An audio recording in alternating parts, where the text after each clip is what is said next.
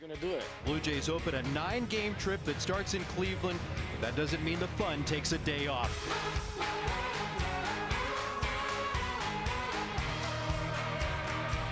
I'll make you a believer. And Guerrero rides it out to deep left field, and you can't forget it. He got every inch of that one. Got to right field. Hit that one well. It is gone. His first home run. That a baby.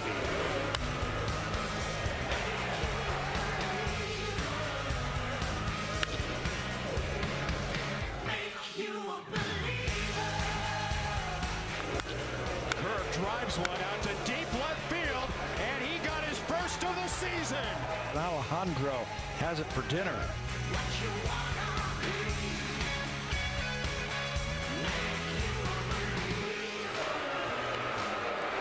Swing and a miss. Class A did it. Cleveland's a winner. 6-5.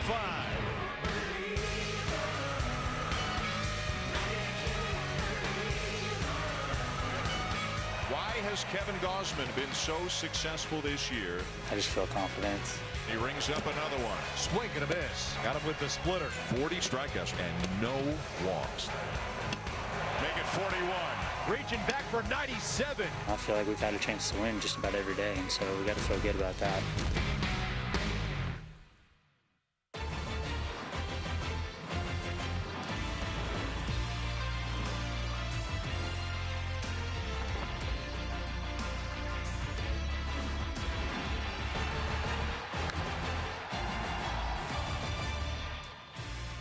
Friday's forecast did not cooperate as rain blanketed the Cleveland area. Saturday, it's an entirely different story. Take a look at the sunshine just outside the bars of the window as we get set to see the Blue Jays and Cleveland Guardians play 2 at Progressive Field. So, to set the scene on Game 1, let's take you to the broadcasters. Ben Wagner is with Pat Tabler. Jamie, thank you so much. As we settle in for a long day at the ballpark, we've got a good one to tee it up. A potential Cy Young Award winner, perhaps, is on the mound again for the Toronto Blue Jays. It's the best start of his career. It's the best start in franchise history and, of course, Major League history for Kevin Gausman. Well, you can't pitch any better the way that Kevin Gausman has gotten his season on track. It's historic. If you take a look at what he has done over his first 5 starts of the season, only Cy Young in the World Series era, yeah, that Cy Young, has pitched better. No home runs, no walks.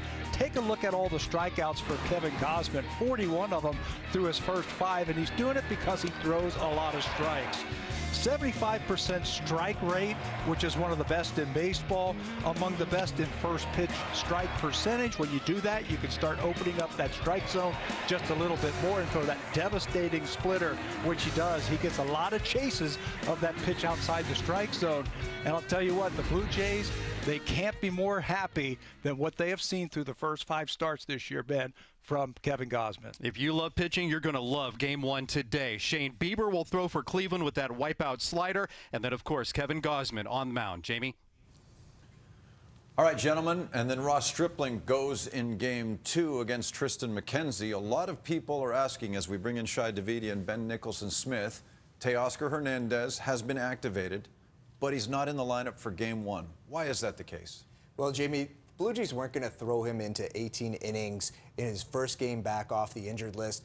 And, you know, we talked the other day about load management. I think this is something akin to that, but this is also being reasonable with a guy who's just coming back from a soft tissue injury, one that he's had before, one that can be very delicate. I think the Blue Jays are doing probably a smart thing here. It's not going to be a popular take, but you don't want to overload him back. You're not going to send a guy in to run a marathon when he hasn't been trained properly for it.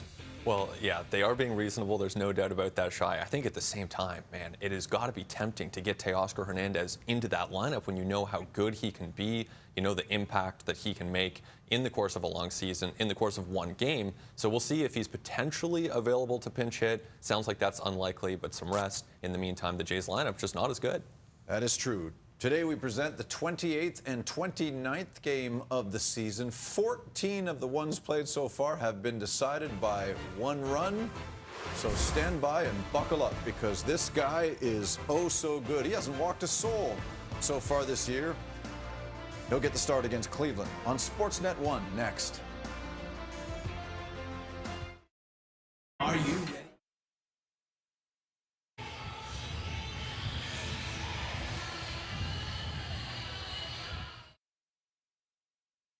in Cleveland. Much better than on Friday, forcing the rain out, and that's why we're playing 2 today. Ben Wagner, Pat Tabler, Arash Madani. We're in Cleveland at Progressive Field, and so are the Blue Jays, and much happier about the scene that they're looking with settling in for the twin bill between George Springer and Vladimir Guerrero Jr. Shooting, shimmying all over the place. It's a good day to be at the ballpark. We take a look at the starting lineup, and Pat, Bo Bichette has finally started to heat up. On the heels of the homestand, he had another big game on Thursday night. Yeah, he's starting to hit the ball hard all over the field, using the right field, left field. All 3 of his hits went to different fields for Bichette, so that's good to get him going. I think everybody else will start getting it going, and they're going to have to do it today because they're facing one of the best pitchers in all of baseball. This is Shane Bieber, the 26-year-old. Will get ready for his 6th start of the season. Look at those sterling numbers. 29 innings pitched, 29 strikeouts, just 6 walks for Shane Bieber on the season. He's making his 4th career start versus the Blue Jays. His first start since the Jays versus the Jays since July of 2019. And all he did there, he shut out the Blue Jays at Rogers Center, striking out 10 batters. He's got a great fastball, the great curveball, slider. Like you mentioned, he can wipe you out with that. A lot of strikes with him. He's going to be around the plate all afternoon. Very similar to Kevin Gausman. Defensively, let's take a look at their defense. Brought to you by Bet365. Palacios, Straw, and Kwan, this afternoon's first game outfield. Jose Ramirez and Ahmed Rosario on the left side, Miller and Naylor on the right side, Austin Hedges behind the plate, and at shortstop, Ahmed Rosario, the everyday shortstop, has some big shoes to fill with Francisco Lindor now starting his 2nd season with the New York Mets, but he's done a heck of a job defensively for this team. Rosario putting on the sunshine glasses here today, and that's the good news. Sun raining over everybody's showers in downtown Cleveland. Let's get it started this afternoon. We will play 2. Shane Bieber rocks into the windup in a passive approach on the first pitch of the ball game to George Springer, who's been a little bit calmer on first pitches the last couple of weeks. Yeah, be ready for that first pitch. That has been his mantra, but I think he understands what pitchers are trying to do to him. Jose Ramirez shuffles and extends to first and quickly one away. George Springer, Bo Bichette, Vladimir Guerrero Jr. all batting here in the first. The Blue Jays have dropped 3 out of their last 4. 3rd place in the American League Eastern Division at 16-11 overall. The Yankees have continued to play well. The Tampa Bay Rays are heating up. They've won 5 in a row. They beat Logan Gilbert last night. Came back with a big 9th inning to win that game. That's a good team. Pitch to Bo Bichette, who had 3 hits on Thursday night. Backs up Ramirez, handles on his heels, and they're quickly 2 away. 2 up and 2 down for Vladimir Guerrero Jr. And on Thursday, he wasted no time teeing off. And I love this first pitch that he got from Aaron Savali. He nails it to left field for Vladdy. Home run number 7, RBIs 18 and 19 on that. You got to get him going once again. And anytime that pitcher is around the plate, I think Vladdy has to be ready to swing the bat like he did against the Valley. That's another first pitch home run. 7th of the season, a .290 average, 19 driven in for Vladimir Guerrero Jr. And a pitch left shy of the plate by Bieber, who will turn 27 at the end of the month. Cleveland got him in 2016 in the 4th round, and he has been sensational over the last 3 years. 122nd pick in that draft from UC Santa Barbara, that hotbed of baseball. The Gauchos, huh? 1 ball and 1 strike on Vladdy. You saw the first slider of the afternoon. And it's 1-2 on Guerrero. First inning 2-run shot, his 7th of the season. And there have been some larger gaps with Vladimir Guerrero Jr. in between the long ball. Earlier this season, he had the 3-homer game, kind of rode the wave in the leader column on the strength of that night in New York.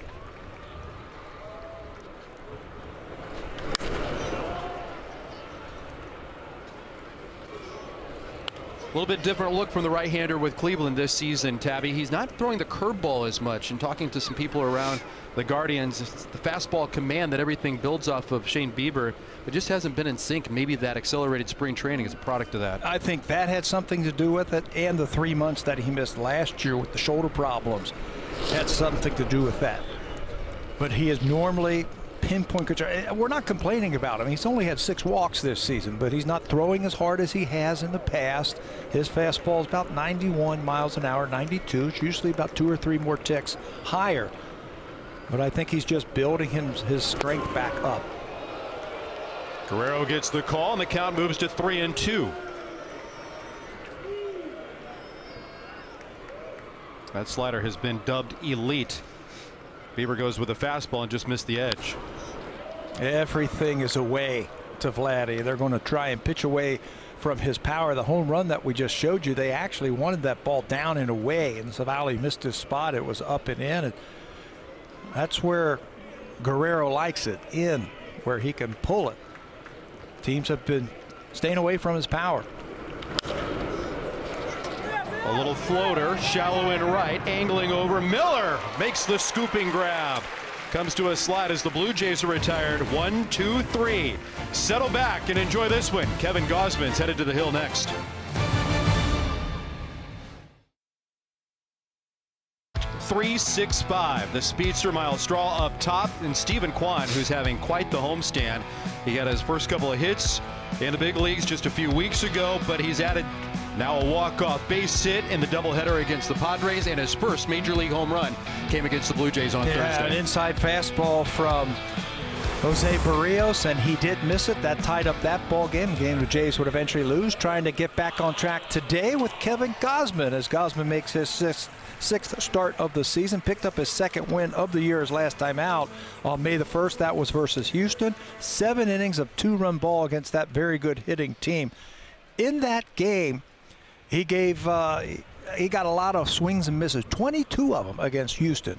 22 swings and misses. He also had 10 strikeouts in the game, the first Blue Jay pitcher to go double digits in strikeouts. He had a nasty split working that day. That's something we're going to watch this afternoon, because it is pretty breezy in Cleveland, and sometimes that will have an effect on the splitter. As Gausman gets ready, Miles Straw will lead it off for the Guardians, and he hacks at the first pitch and fouls back a 4-seam fastball. The fastball has been something very interesting to watch, Tabby. While the splitter gets all the deserved accolades, the fastball can range 97 miles an hour on the final pitch that he threw against Houston his last time out, or he can throw the 4-seamer just over at 92 miles an hour. Yeah, and he can reach back when he needs to, but the important thing is his command with it. There's another one right on the outside corner. I'm impressed with how he's been able to fill up that strike zone early in the count, and we talked about that in the opening. That just opens everything else up for him, and why his strikeout total is so high. Already in front 0-2. And a little comebacker, bounces off the hill. Bo reaches for it and won't have a play. That ball was slowed down when it hit the bump. And with Straw's speed, no chance for Bo. Yeah, and he was playing deep with 2 strikes. I think you have to play Straw halfway, especially with Kevin Gausman, who can induce a lot of ground balls. Bichette had too far to come, and even if he picks this ball cleanly, transfers it cleanly, I don't think they get Miles Straw, who can really run to first base. Infield single for Straw. Now Stephen Kwan, who's been the talk of Cleveland since coming up to the big leagues. Last year he spent most of the season at Double-A. Only had 26 games at Triple-A. The splits are something that are even surprising the Cleveland coaching staff, because a guy that walked more than he struck out in the minor leagues is now hitting for average in the big leagues. And like we saw the other with power, with his first home run, he hits the ball from foul line to foul line. He's got that short stroke. Really lets that ball travel. And that's why you don't get the strikeouts from him. I think he's a perfect number 2 hitter for this lineup. Which is saying something, because everybody was salivating over Jose Ramirez jumping into bat second for a Blue Jay lineup.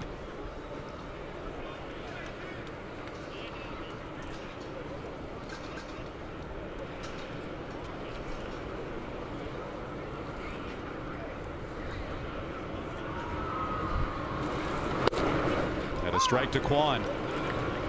You know, it's not just that Gausman can fill up the strike zone with all of those pitches. It's the quality of pitches. Very rarely have we seen any ball in the middle of the plate.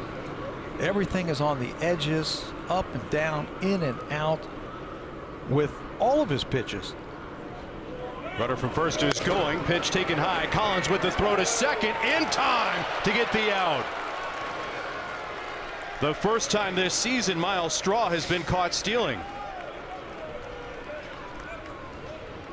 If you're going to help yourself as a pitcher, hold the runner and be quick to home. That's what Kevin Gausman did. He's got a very quick movement towards home. And that pitch was almost like a pitch out. High fastball up and away, an easy pitch for Zach Collins to handle and nail his first base runner trying to steal against him this year. Blue Jays wipe away that leadoff infield single. 2-1 on Kwan. And right across the knees with a good fastball. The quality of pitches, the mix of pitches with Kevin Gausman, as we get to know more and more about him, we haven't seen any real tendencies with Kevin Gausman yet either. And that's the beauty of what he's been able to do this year. He's got his first strikeout this afternoon as Kwan goes down looking. No need for defense on that one with that beautiful strikeout, but let's take a look at it. Gurriel, Springer, and Tapia. This afternoon's outfield, Bichette and Espinal up the middle for this ball club, and Chapman and Guerrero on both sides have been sensational. They haven't committed an error. Zach Collins, you saw him throw out the base runners. Santiago Espinal at second base has played great infield. And it's not just this year. Last error, May 30th of last season against Cleveland was the last time he had a miscue on defense. Jose Ramirez facing a four-man outfield, and guess who goes into the corner and right? The versatile Santiago Espinal. Hey, let the sure man have it, right? The guy out there, he can play anywhere on the diamond. He'll be just fine. Gausman out in front 0-2. A couple of years ago, when the Blue Jays were trying to figure out how Santiago Espinal would factor into the future plan, he was playing in the outfield at Double-A and even made a couple of appearances in Triple-A. So this isn't necessarily new, but it's not nearly as frequent for Espinal.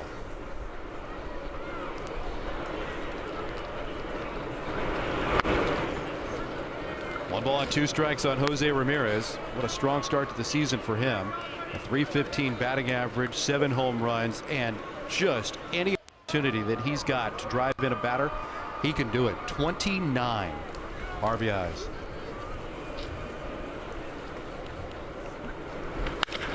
Glances off of Gausman. Difficult play. Chapman with the bare hand won't have it. That glances off of Gausman and then died.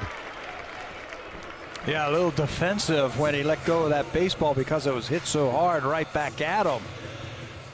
He's in good position, but that ball was headed right for his head.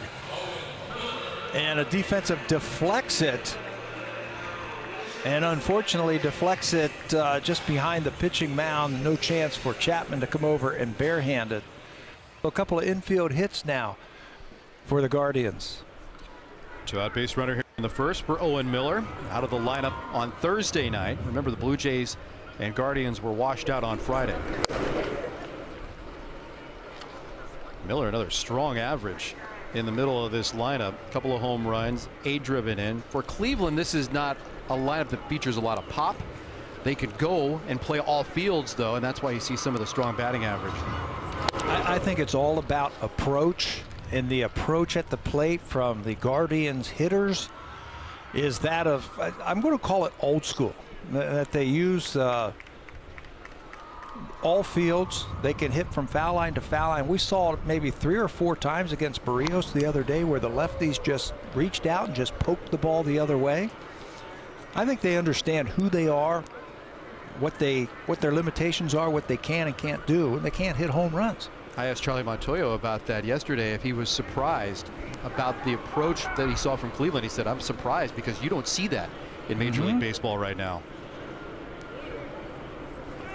Runner is going. Collins with another chance. Won't get Ramirez. Third stolen base this season for Jose Ramirez. And he's only been thrown out one time. Pretty clear what the Guardians are going to do this afternoon against Kevin Gausman. Pick on that splitter and try and run themselves into scoring opportunities. You know, last point about the approach at the plate for Cleveland, I don't think you need to shift as much as the Blue Jays do with this approach, because they're not going to pull the ball, and Gausman's got excellent command. If he throws the ball away, these Cleveland hitters are going to hit the ball the other way, so you don't need to overshift as much. Big lead by Ramirez because of that shift.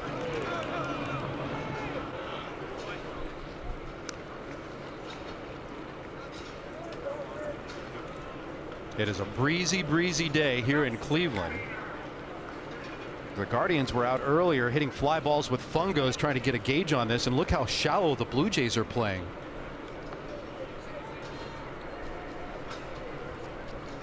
You can really tell by George Springer's alignment, he's very shallow. You have to play the elements. Raimel Tapia in right field the same way. Springer very shallow and playing the ball the other way. I mean, to hit a home run today, you're going to have to get every inch of it.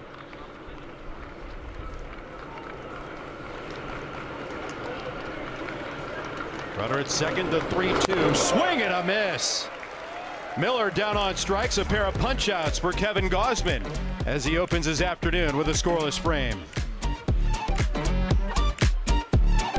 A scoreless frame. Shane Bieber had a 1-2-3 first, and over the last 3 years, Tabby, there's hardly been anybody better in the game than Shane Bieber. Yeah, and is he a household name? I'm not so sure. I think when you talk about great pitchers in the American League, you hear Garrett Cole's name a lot, but Shane Bieber, Chris Bassett, Lance Lynn, all at the better than Garrett Cole. And Shane Bieber has been outstanding. He won the Cy Young in 2020, and he became the first Cleveland pitcher to win the Triple Crown that year. Led the league in ERA, strikeouts, and wins. He was outstanding. You know, you saw four faces on that board. Garrett Cole's probably the most notable. Chris Bassett maybe now because he's in New York pitching for the Mets and having some success. And then Lance Lynn, nobody was really talking about his dominance until he was making a run at Robbie Ray for the Cy Young Award last year. Yeah, and those three guys, those first three guys, they don't light up the radar gun. What I love about them is they give you innings. They come to the post for you. They don't throw hard. They just pitch. Gurriel swinging bunt. Bieber from the mound. One away. Fifth year in the majors. As a rookie, Shane Bieber had more strikeouts than innings pitched, so they knew what they had coming through the system, no doubt, and he didn't disappoint in his first go-around. You know, it's really interesting. You mentioned that he was a fourth-round draft pick. He was, you know, noticed when he was in the Cape Cod League the summer before he was drafted by Matt Blake, who is now the pitching coach for the New York Yankees. He was working in the Cleveland organization. Collins lobs one out to left. Richie Palacios battling the breeze. Makes the adjustment. 2 down. Yeah, Matt Blake was interesting because he started his career with the New York Yankees, got hired by Cleveland, and being a New England guy, he had already been around the ballparks in the Cape Cod League, so he was doing some early scouting on behalf of his own, thinking that he would eventually have a chance maybe to pick up one or two of these draft choices. And noticed him in the Cape Cod League, told the Cleveland organization about him. They made him the fourth-round draft pick in 2016, and the rest is history. Matt Blake now one of the pitching coaches with Aaron Boone on his staff in New York. Watch out, Chapman backs away from the first pitch.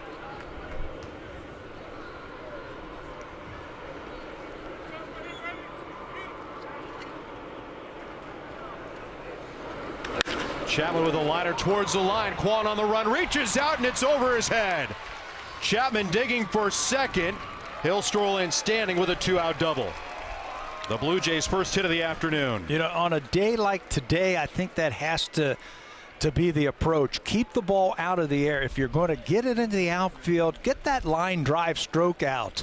And that's what Chapman does. Look how he gets on top of that ball, keeps that top hand coming through the swing, And that is a line drive that's going to cut through the wind that's blowing in from right field. I think that fooled Stephen Kwan in the outfield. Drove it over his head for extra bases. Well, here's an early opportunity for Santiago Espinal to drive in Chapman, his 5th double of the year. More and more opportunity for Espinal to bat in a big spot, early or late.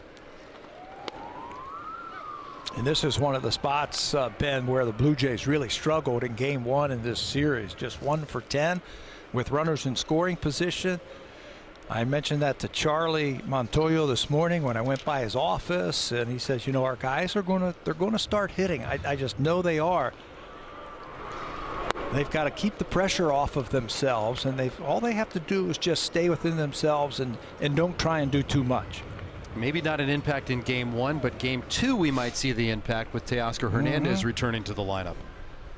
Teoscar was activated off the injured list today. He missed 20 ball games for the Blue Jays. Had a couple of minor league rehab assignments down in Dunedin. Wanted to get him into good weather, get some consistent at bats. Had a couple of doubles, hit a pair of home runs. Teoscar scheduled to start in right field in Game 2 today. He's Mr. 27, isn't he today? The 27th man? He is. Blue Jays electing to add him to the roster today instead of making additional roster moves. 4-pitch walk to Santiago Espinal. 2 down and 2 on for Alejandro Kirk.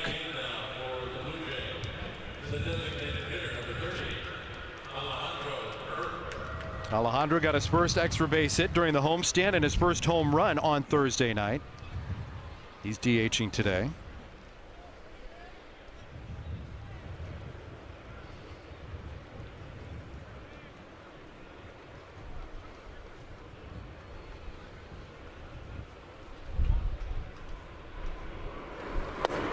First pitch strike from Bieber.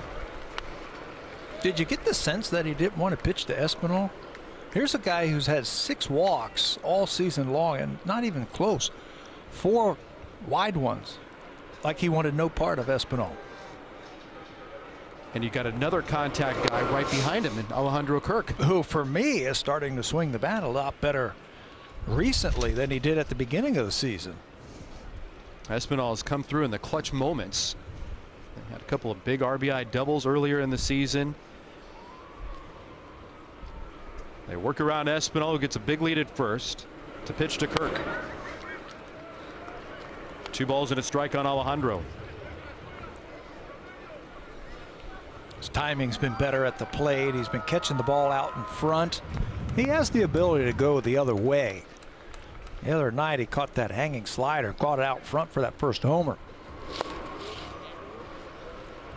Lays off of Biebers, and it's 3 balls and 1 strike.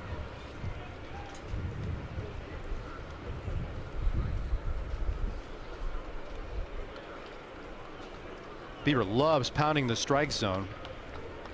Boy, if he issues back-to-back walks, you've got a story. I'll be shocked. Not even close. Consecutive walks will load him up.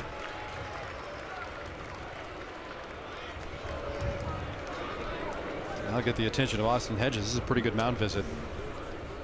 You know, get the attention of Carl Willis, the pitching coach. Blue Jays have to take advantage of this opportunity. 2-out double and then a couple of walks as he has lost his release point right now. They need to take advantage of that against this type of pitcher. Fastball command has been off overall this season for Bieber. He's relied heavily this afternoon on the slider, just trying to get that feel back.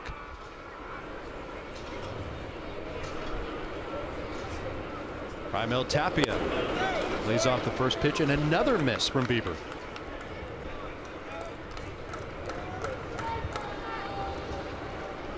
Tapia today batting in the number 9 spot. He's hit all over the lineup for Charlie Montoyo.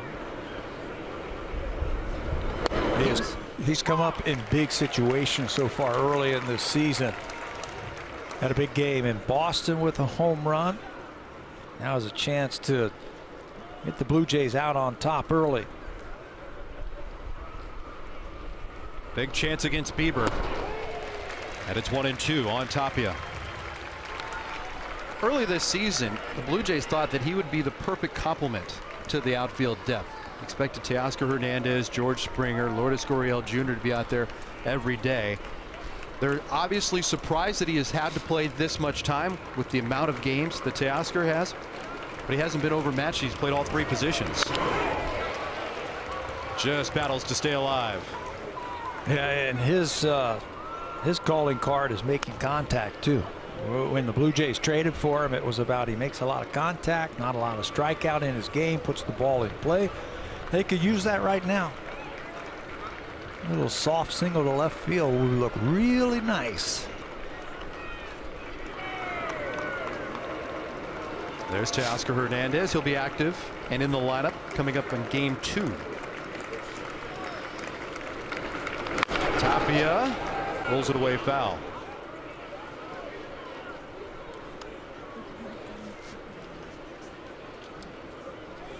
It's been a long inning of work for Shane Bieber here in the second. It started with a comebacker on a swinging bunt by Gurriel. Easy fly ball off the bat of Collins. Then all of a sudden Chapman doubles out of the reach of Kwan. Back-to-back walks. Bieber is set for his 20th pitch of this inning.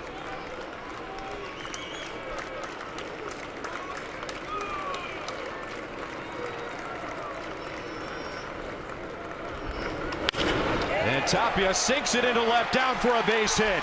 Chapman scores. Here comes Espinal. He will score without the throw. And the Blue Jays come through and get that big base hit. And it is a soft single to left field for Tapia.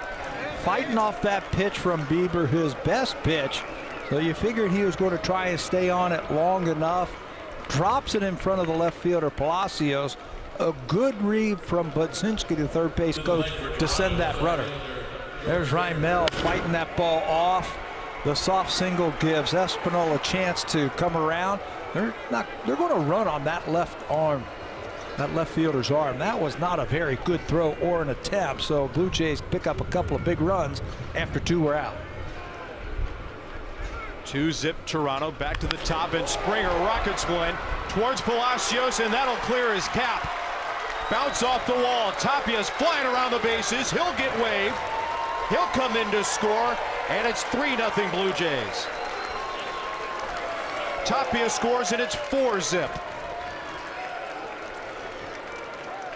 Well, this all started 2 outs, nobody on, and the double to right field. And the Blue Jays do make those walks count. George Springer comes up. He's the best with guys on base. I think he relishes these type of opportunities. Palacios really has trouble picking the ball up once, twice, finally gets it back in.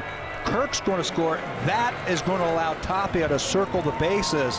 That bobble out in the outfield, and the Blue Jays have put 4 on the board very quickly.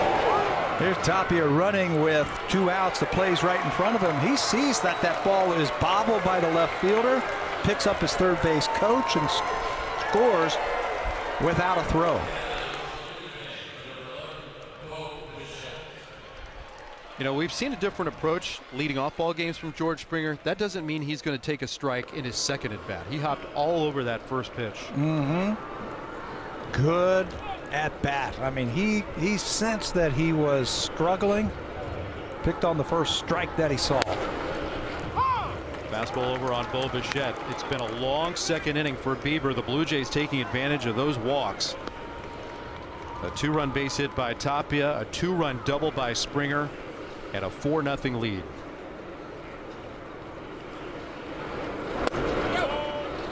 Ball to strike on Bo Bichette, who had 3 hits on Thursday night.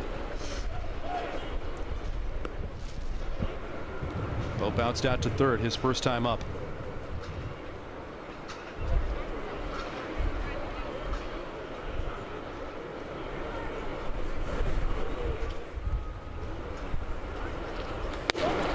That's outside. And 2 balls and a strike on Bo Bichette, riding a 6-game hit streak. 11 for his last 24. And even though those numbers didn't necessarily equal results in the first month of the season, you never felt that Bo lost confidence. Back goes Rosario, waving away Palacios, and he'll handle the pop-up to retire the side. Back-to-back 2-run base hits. Tapia and Springer make it 4-0 Toronto. Comfortable cushion, and he has been through the gauntlet in his big league career. And Gausman will be the first to tell you that when things really took off for him is when he stopped worrying about himself and just tried to become the best teammate he could be. That happened right around the time he landed in Atlanta in 2018. Saw fresh faces with a ton of talent, Ozzie Albies and Ronald Acuna, and yeah, Calgary's Mike Soroka too. Gausman said, I just knew they needed mentorship, so he began to help them, just as Chris Tillman did for him in Baltimore. And Gausman wanted to instill confidence in those Atlanta players and let them know, I'm going through the ups and downs with you too, which is also what he's doing in Toronto, getting to know his new teammates on a personal level, letting them know he has their back.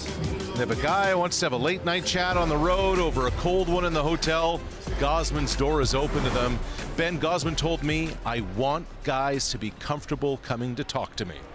Pretty cool to see a leader like Kevin Gausman. There's no doubt. Gausman coming into his zone, feeling more confident not only about his stuff, but what he has to say to the young players. He's been staked to a 4-0 lead as he faces the Guardians and Josh Naylor here in the second.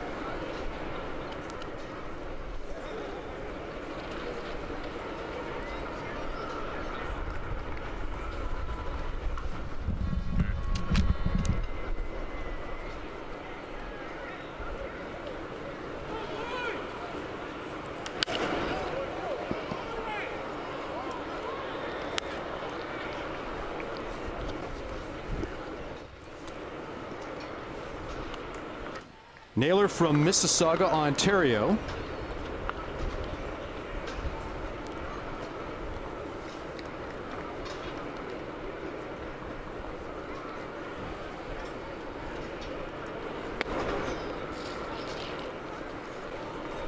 Two balls and one strike on Gausman, or from Gausman to Naylor. Blue Jays are in the shift. Again, Naylor was one of those players that reached out the other day against Barrios and shot the ball to left field, got an RBI. Blue Jays still playing him in the shift. 2-2. You know, the Blue Jays shift so many different ways, and they will change in between pitches. It's rare to see kind of the triangle defense from Toronto this season. Saw it a lot last year.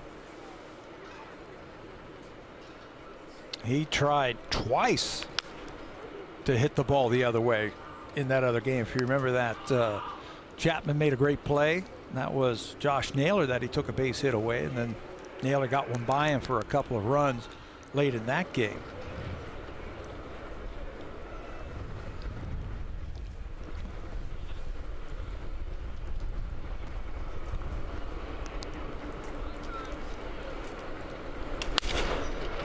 Out to Bichette. Easy play. One down. So impressive. Once you try to figure out Kevin Gausman, that's when he has that ability to read bats and understand what you're trying to do to him, and he'll just saw you off. He got that ball right in on the hands of Naylor and broke his bat. That's a joyous sound on a cold day for a pitcher, isn't it? I have to laugh because played 5.5 years here in Cleveland. I hit a lot of balls just like that. Had to go pick my thumb up over at the first base after that. First couple of months of this season are no picnic right here on the shores of Lake Erie. Franmil Reyes is figuring it out. Take a first pitch strike from Gausman. Reyes was 3 for his last 34 before his big 3-hit night on Thursday.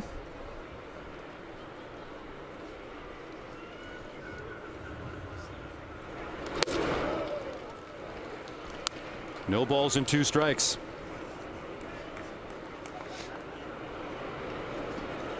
This is when he gets tough right here. 2 strikes. He can go a number of different ways now to try to get the strikeout. He has had 93 3-pitch strikeouts since the start of 2020. And he missed right there on that pitch that Franmil Reyes took. but he makes quick work, so he doesn't give a whole lot of information to those hitters.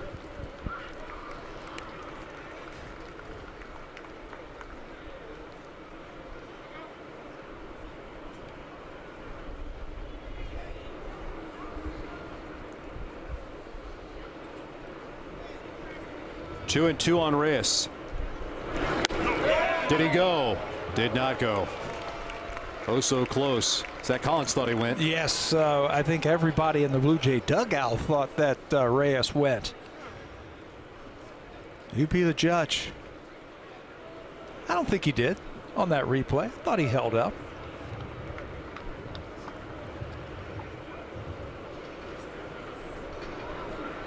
The 3-2. Strike three called. A 95-mile-an-hour fastball right across the knees.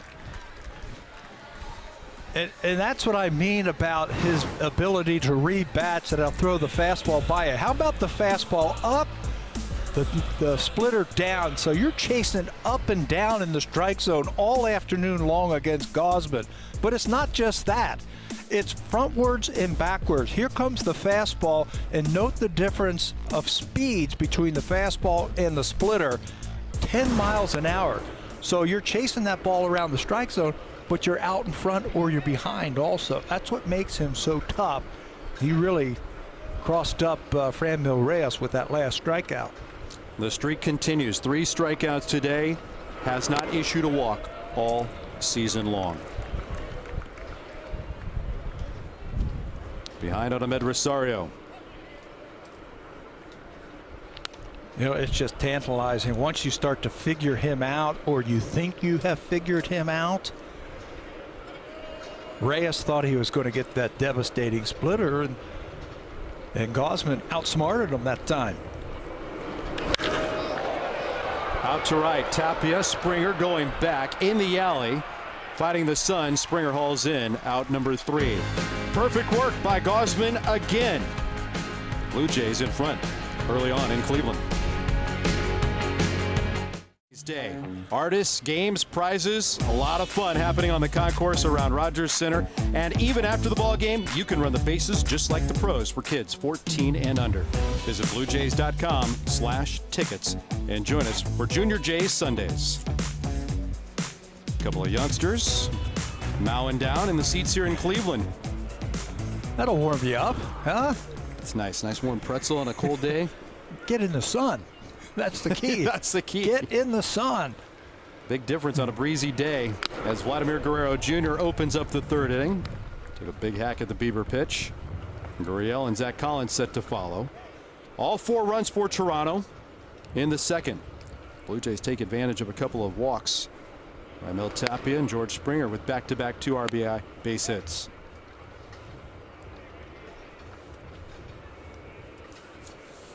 Vladdy's 0 for 1. Pop to second. 1-2 on Guerrero. You saw Raimel Tapia in the dugout. He had the first real big hit. That's the key at bat for me in that inning. Yeah. The walks to load up the bases, and that's part of the game that has been missing for the Blue Jays this season. Hitting with runners in scoring position. We mentioned that they were 1 for 10 in game number 1. They're already 2 for 2 this afternoon. Hitting with runners in scoring position, such a key. They're getting him on, but they just have not been able to get him in. Guillermo Martinez, they've been working on that, doing what they need to do to pick up big base hits. I love the approaches that they've had against Bieber. He's been throwing a lot of breaking balls, and they have picked up on that. They've had some good at-bats. You get the sense when you see Guillermo Martinez or Dave Hutchins, like they see you coming, you see him coming, and they're like, yeah, we know. Yeah, that's it. Yeah. Out to the shortstop. Good pickup by Rosario.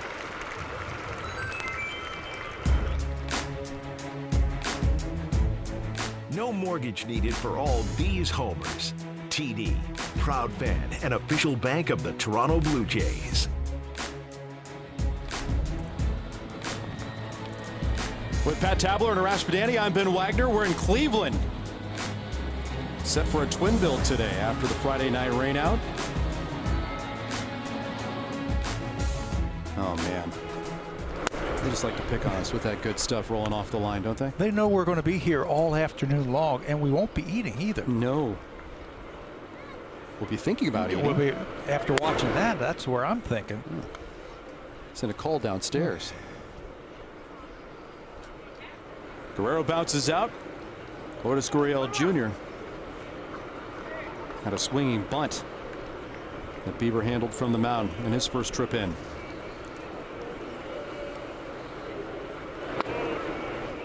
So many Blue Jays have to fight the shift. Lourdes Gurriel Jr. is not one of these guys. No, because the teams have noticed that he can hit the ball all over the place. They're basically playing him straight up. You can see the center fielder Straw is actually playing him to right center field. And another walk for Bieber. Second 4-pitch walk of the afternoon. Gurriel's aboard with 1 out. The third walk today issued by Bieber. In his second outing of the season, he had a 3-walk game. That was against Cincinnati. Only 5 1/3 innings against the Reds that afternoon. Throwing a lot of breaking balls, and Blue Jays are showing a lot of patience staying off that pitch. The last 3 starts combined, Bieber had only walked a total of 3 batters. Blue Jays took advantage of the 2 that he issued in the second. Shift against Collins.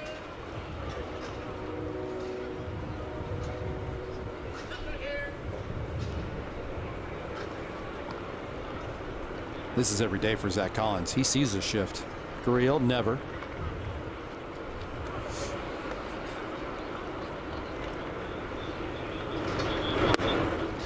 Away, away, away. Yeah, both of these managers know how important in game number 1 your starter is.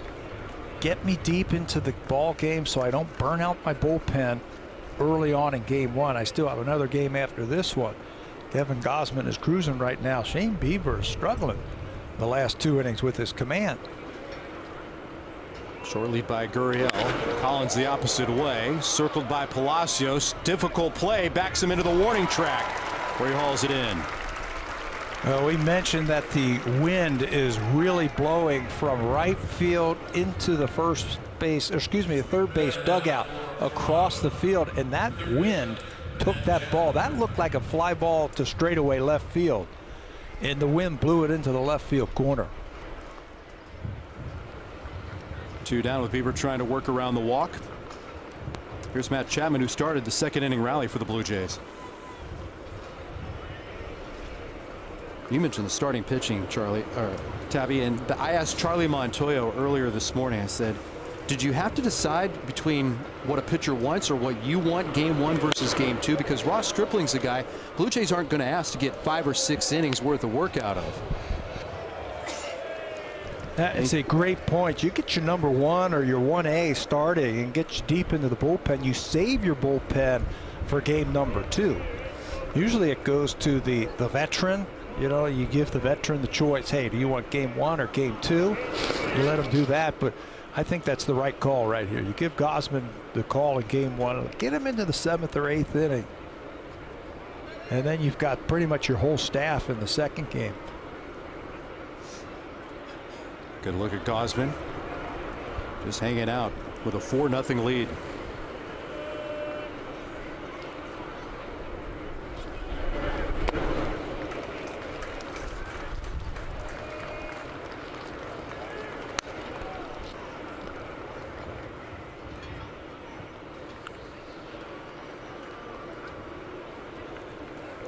Boy, we have really gotten to like Matt Chapman more and more. We talk to him about the game, what makes him tick.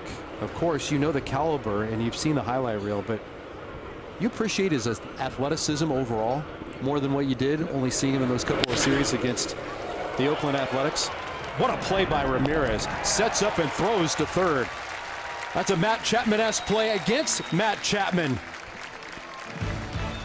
Tremendous work on the hot corner. Can give the Blue Jays once again, and it's because of the most devastating pitch in baseball right now. Yeah, right now it is the best pitch in baseball. If you want to get some swings and misses, how about throw the Kevin Gausman splitter at you? He can throw it early in the count, or he can throw it late in the count better than Jesus Luzardo's curveball and Robbie Ray's slider. He generates more swing and miss than anybody in baseball. what a weapon to go to when you need a strikeout. Ninth game of the big leagues for Richie Palacios. He'll get his hacks. Starts in the hole against Kevin Gausman. 0-1.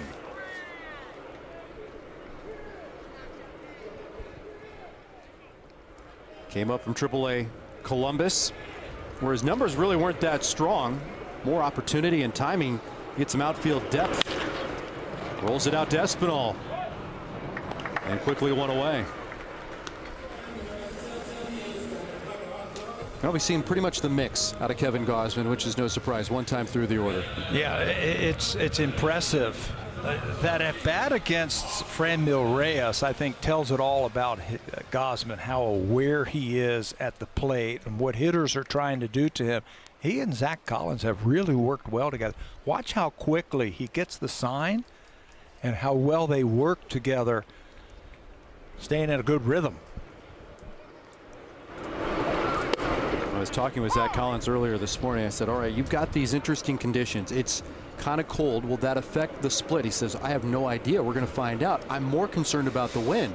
Which way is it blowing outside? I said, well, when I was outside, it was coming in from right center field. I said, well, that's going to be more of an adjustment.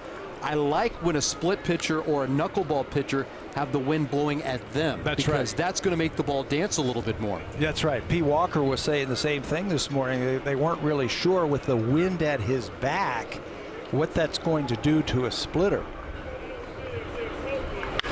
On a line, caught by Chapman. 2 away. Well, I can answer your question now about his athleticism, and I love it down there at third base. Anytime you stop Matt Chapman and you want to ask him a question, he always has time for you. Very thorough in what he says, explaining things. And yeah, his game is pretty good too, down at third base. Quick, athletic, good hands, and a great demeanor. 2 up, 2 down. 6 in a row retired since the infield single by Jose Ramirez. The first infield single of the 2 today came from Miles Straw. 3.5 years with the Astros. This is his second with Cleveland.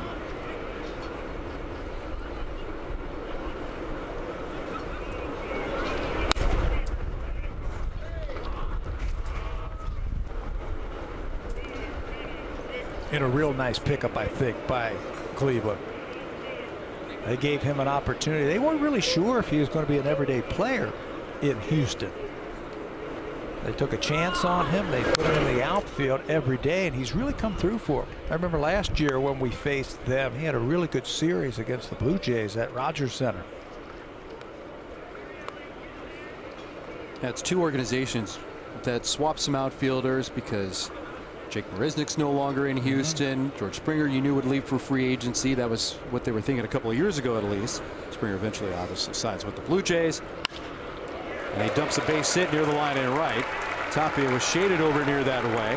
Miles Straw is 2 for 2 this afternoon. You just never know what a player is going to do when you give him an opportunity to play every day. Can he do it? In Houston, he wasn't getting that opportunity to play every day. He was more of a pinch runner and a part-time player. Cleveland takes a chance on him. They put him in the outfield, and I think they've got a building block now that they can work with for years because he can really run. 2-out base runner here in the 3rd. Blue Jays with a comfortable 4-0 lead.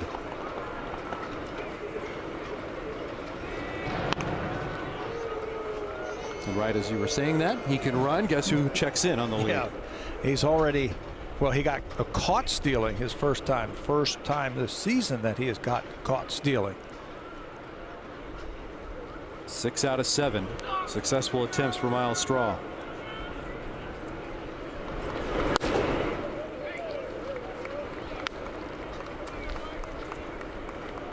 Here's Stephen Kwan, 0 for 1.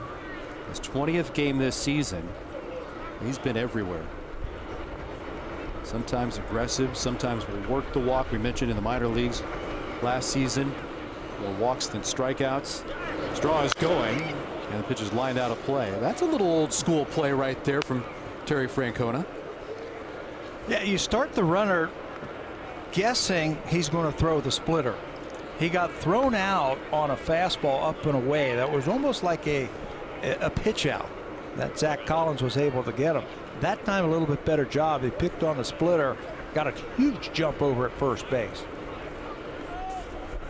I think the Blue Jays are fortunate that he fouled that ball off, or Miles Straw would be at second base.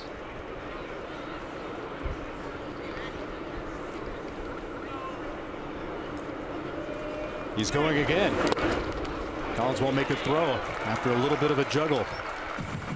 7th stolen base this season.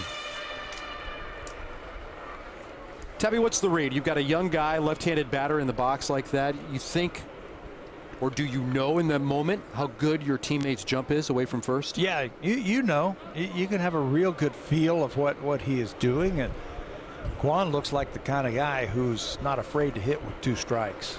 And he'll take a pitch to give Straw a chance to get in the scoring position. Check swing taken low. 3 balls and 1 strike.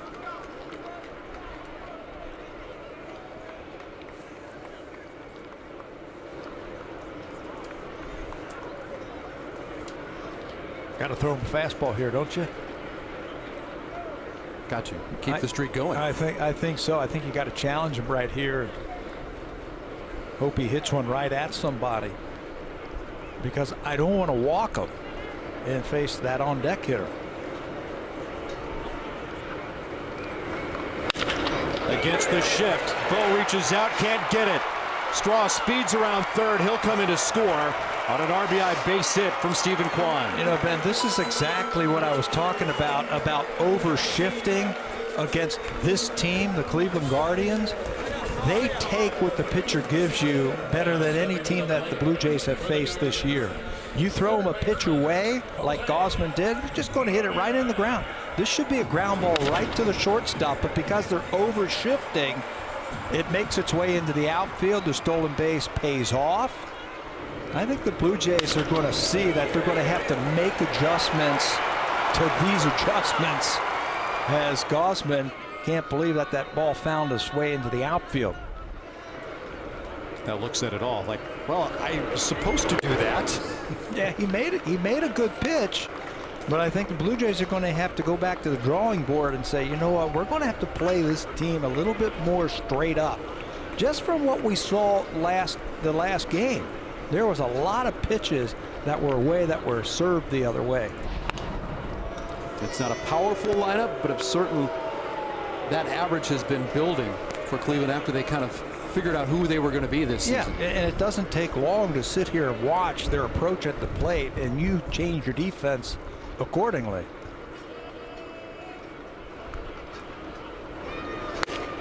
Gausman evens the count, 1 ball and 1 strike. Ramirez didn't like it, thought it was off the corner. Quality pitch. Look what Ramirez has to shoot for right there. If he throws another pitch away, I guarantee you he's going to hit a ball on the ground to the left side.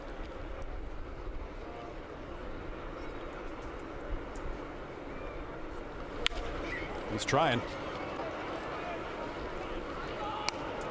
1 ball and 2 strikes on Jose Ramirez. He's going to stay in Cleveland a long time. He's been very open about how comfortable he is here. Kind of deflected all the trade rumors. Said, why would I want to leave? I understand that it is a business, but at the end of the day, had an opportunity to stay long term. And I don't know, do you weigh it as kind of a hometown discount? For me, he said, I'll take what the ball club is offering to stay here. Yeah, it's a little bit less, but I feel comfortable here. I've had a lot of success here. It's the only organization that I know. They did a good job of locking him up. They got him for a good price too. Tapped a very foul, and it's 2 balls and 2 strikes. And I think it's a little bit of, hey, you believed in me when not very many people did. Remember when he first came up, everybody wasn't saying this is the next great player to be in a Cleveland uniform. Yeah, he's made himself into a great player, great hitter. He was surrounded by a lot of pretty good players who have since left, and he's the main man. And right now, teams have really pitched around him.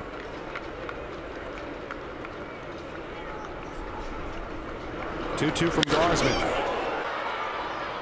That'll carry out towards Tapia. Fights the breeze, comes forward and stays with it to retire the side.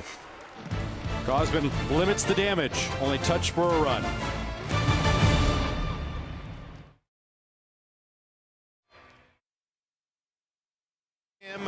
Finally going yard, and Kirk has been more comfortable in the box this week. Feels his rhythm, has been getting there, recognizing pitches quicker, seeing the ball better. And even before this shot over the wall and left the other night, there were 2 quality at-bats on Thursday that came before the blast that went 393 feet and get a hug from Vlad. Kirk told me, when I'm on time with the curveball and slider, that's when I know I'm seeing the ball well. And Ben, it seems the league made an adjustment to Kirk, and he's figuring out how to do the same back to pitchers. Rash, it's that game of cat and mouse, right? You make the big splash in your first go around in that 2020 season. Are you as good as what your numbers show in your sophomore campaign? Injured last year, now this year he's trying to figure out everybody else. Yeah, and pitchers are going to come up, they're going to say, let's see if you can hit a major league fastball. And I think Alejandro showed that he can. So is Santiago Espinal. What a spear by Rosario. He caught it off balance and won't have a play. Espinal's aboard for the second time this afternoon. Keep pouring it on. I think if you're the Blue Jays, start getting some confidence, getting some big games together. Espinal didn't have a chance to swing it his first time up as he walked. This time he's going to get an infield hit. Santiago aboarded first for Alejandro Kirk. He worked the walk back in the 4-run second for the Blue Jays.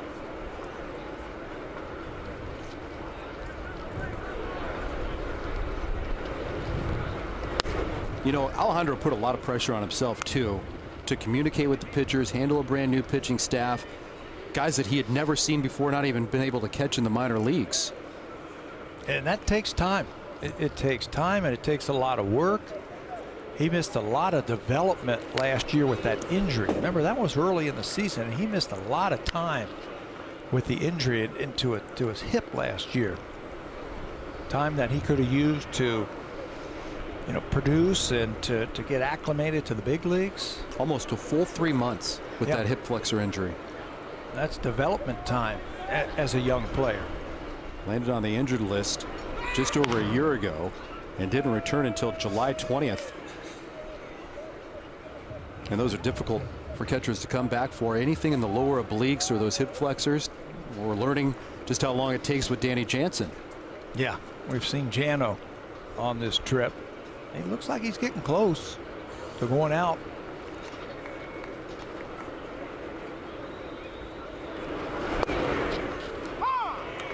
Kirk takes the breaking ball. There's the cutter from Bieber. He hasn't looked comfortable all afternoon long. Shane, no. He had the first inning, he looked good. Had a 1-2-3 first inning, but got the first 2 in the second inning, and he just hasn't been able to hit on that breaking ball. Breaking ball has been a big pitch for him so far this season. Runner from first is going, and Kirk fouls it away.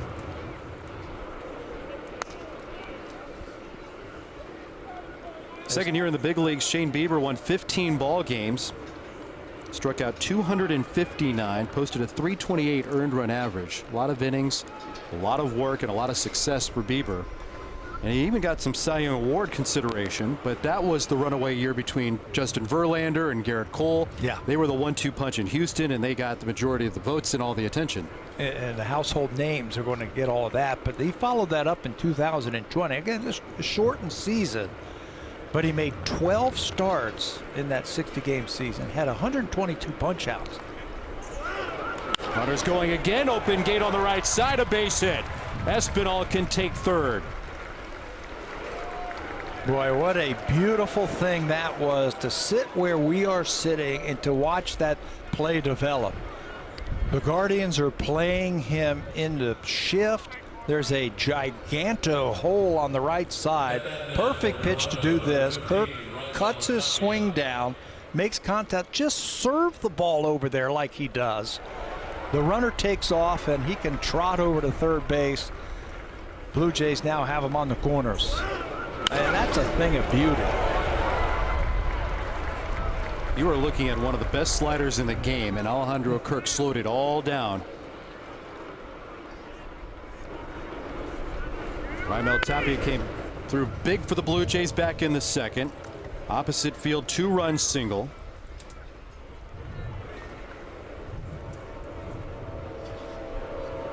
Nobody out here in the fourth. Game 1 of 2.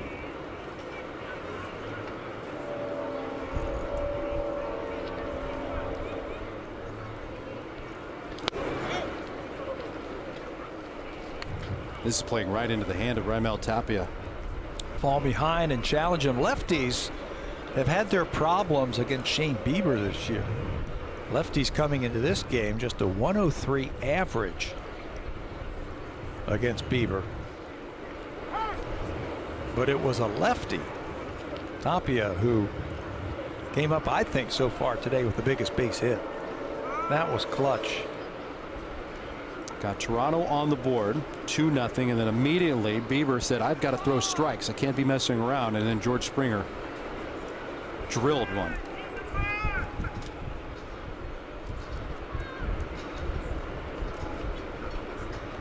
Four 4-0 start. RBI base hit by Stephen Kwan, making it 4-1.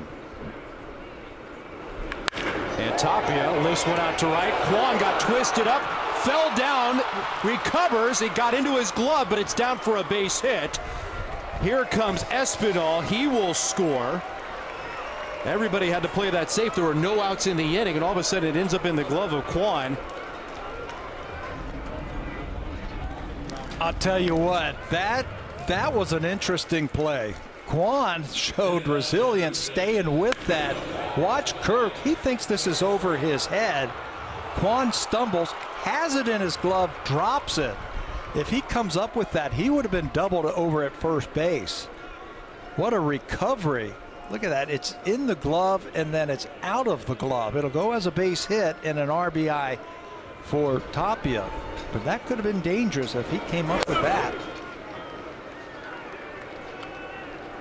That's oh no, you react and you think nobody can peel themselves off of the turf and recover to make a catch. Yes, I didn't think he was going to even come close to making that play. I'm with Alejandro Kirk. I'm like, that's over his head once I saw him fall down. Tapia has driven in 3 today. The Blue Jays in front 5-1. Still nobody out. There's the burnout by Kwan. And the recovery and then off the glove. If he comes up with that, that's a double play. It'd probably go down as a sacrifice fly double play because Kirk had already rounded second base. Springer lines one to the gap in left center field. Kirk will come in to score. Tapia goes corner to corner, and the Blue Jays have a 6-1 lead. I went by Charlie's office today and I said, how you hanging in there? And he says, you know what? We have played a lot of tight ball games. He says, Blue Jays have not led by more than 2 runs for the last 90+ innings. Well, they're having a laugher at Shane Bieber's expense today, and it feels good. 93 straight innings. The Blue Jays had not had a lead of 2 or more runs. They had it 4-0, and now they've got it 6-1. As Carl Willis, the pitching coach, makes a visit with Bieber. The former Blue Jay Anthony Castro is loosening up in the bullpen. Had a chance to chat with Anthony before the ball game today. He's really liking the change in scenery. He's done it a couple of times. This one wasn't as jarring as when the Tigers traded him to the Blue Jays. He was a little bit more adept at making the transition, getting to know a new clubhouse. Yeah, anytime you get traded for the first time, he's going to have an opportunity over here. He had an opportunity with the Blue Jays, showed really well last year. They had a chance to pick up Zimmer, Bradley Zimmer, so they used him right at the end of spring training to pick him up. He's going to get his opportunities here in Cleveland. Nobody out here in the 4th inning. The Blue Jays trying to blow it open. 6-1 in front of Cleveland as Bo Bichette bats. Bo's bounced to third and popped to the shortstop today.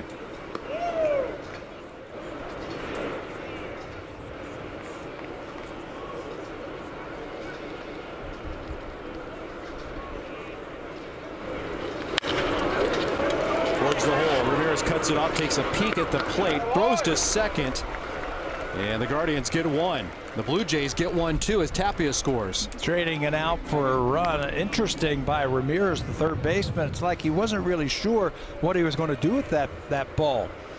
He wasn't going to get Tapia at the plate. He looked, and then the only play is just to get one. I think as a third baseman, you have to figure that play in your mind before it happens. Hey, if I get a ground ball, I got to help my starting pitcher. I'll give up a run if we can get 2 outs, and they can only get 1. His reaction said it all. He said, you know what, I just cost my team an extra out. He looked off to the side, kind of bent down at his knees. Didn't play that one out prior to the ball being put in play. Bo's aboard at first, and he hustles back. You know, those are the little things we'll hear the Blue Jays talk about, playing in sync, making sure you get every play when it's given to you. Try to minimize the damage.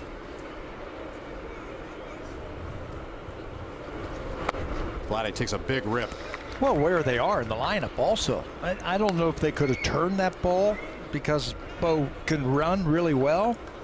You can see Ramirez still upset with himself, but because they didn't get 2 outs, they got to face Guerrero with just 1 out and a runner on base now.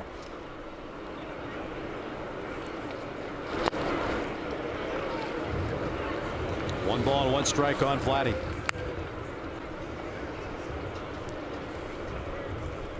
Vlad's popped up and bounced out.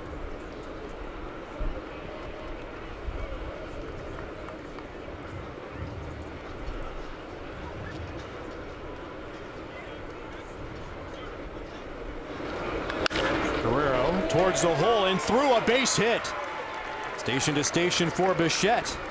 And Vladimir Guerrero Jr. is in the party this afternoon. Yeah, take him into the outfield. That's going to be the last pitch that Shane Bieber is going to throw this year.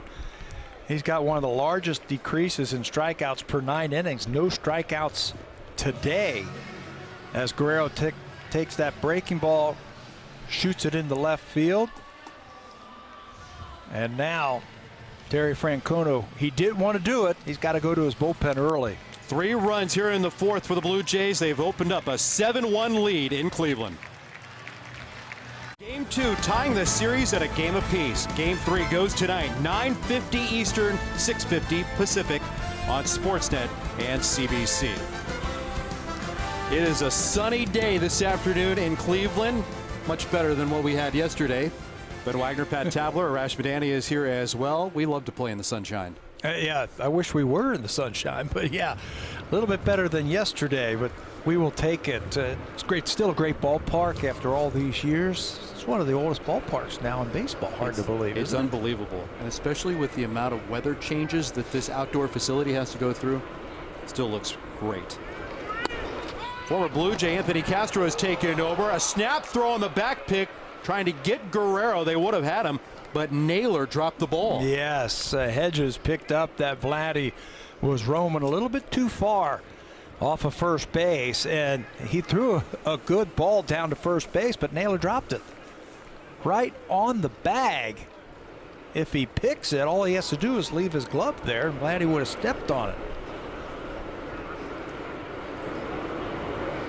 Runner from second is taken off. The throw to third. And then finally Hedges gets the out he was looking for. Bo caught stealing.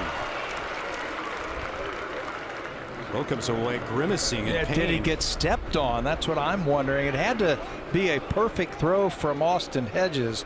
He's been throwing really well this year, right on the bag. And it looked like the right hand. Watch the right hand of Bichette get right into the foot of Ramirez. The throw is right on the bag. He's out over third base, but it looked like that right hand hit the shoe or the spike of Jose Ramirez. Gurriel swings and misses, and it's 2-1. Yeah, Bo was looking at that hand as he walked all the way across the diamond. Still looking at it. Jam your thumb up against that shoe, or you can cut it on one of the spikes.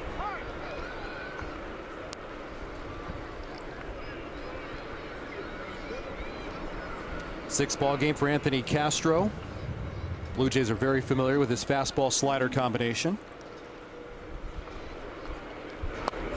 And I thought he really started, and they were encouraging to throw more sliders, and it worked out for him. Here's another look at, watch the right hand. See the thumb go right underneath the spike, right into the shoe of Jose Ramirez, and he felt it right away. That looks like the index finger. That thumb goes right into the heel. That's his throwing hand too, so we're going to have to keep an eye on that. Well, good first at bat by Lourdes Gurriel Jr. patiently watching the new reliever. Shane Bieber was done after 3 1/3. And Bo still getting some attention.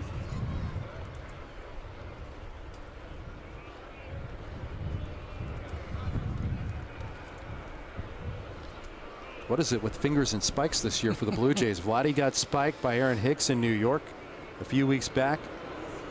Had his stitches in over a week, and now Bo's got his fingers roughed up.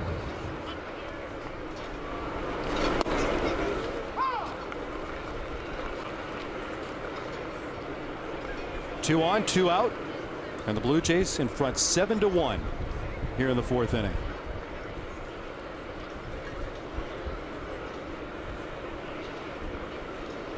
Collins flied to left twice.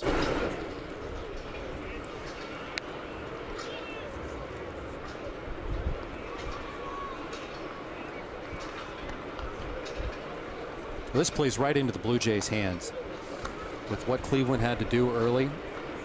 They got rid of Shane Bieber. You dive into that bullpen and you know you've got another game coming up. Yeah, that's exactly right.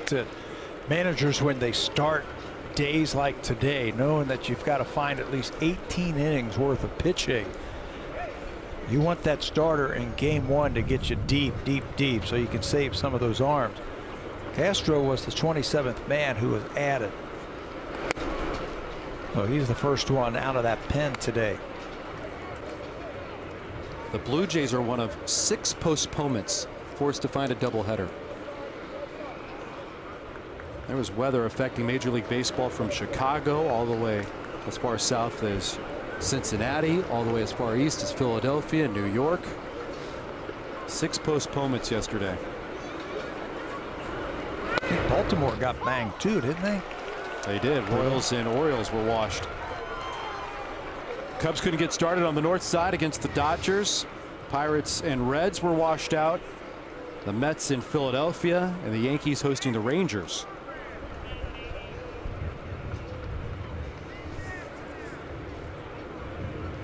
Collins takes ball 4. He thought he had the 4th ball on the prior pitch, but he'll get the base on ball here to load him up. And this has been the problem with Anthony Castro. His stuff is good, but at times he will lose the strike zone. He had that great slider going for him last year, and he could throw it at any time. Comes in here, walks the first 2 batters that he faces. Now a chance for Matt Chapman to really blow this thing wide open early. Yeah, when one pitch isn't working, boy, you can really hone in because this guy's a 2-pitch pitcher, essentially. Talking with some people in the Blue Jays front office and what they liked about Castro, it's the fact that that tunneling between his fastball with good run one way and the slider which would dart late towards the plate the other way. That's the combination that they loved, thought they could get a little bit more out of. When he got hurt and he came back, I didn't think his slider was as good as it was before the injury. It didn't have the depth to it. It didn't have the snap to it. Chapman takes the slider in the hole 0-2. 9th hitter of this 4th inning.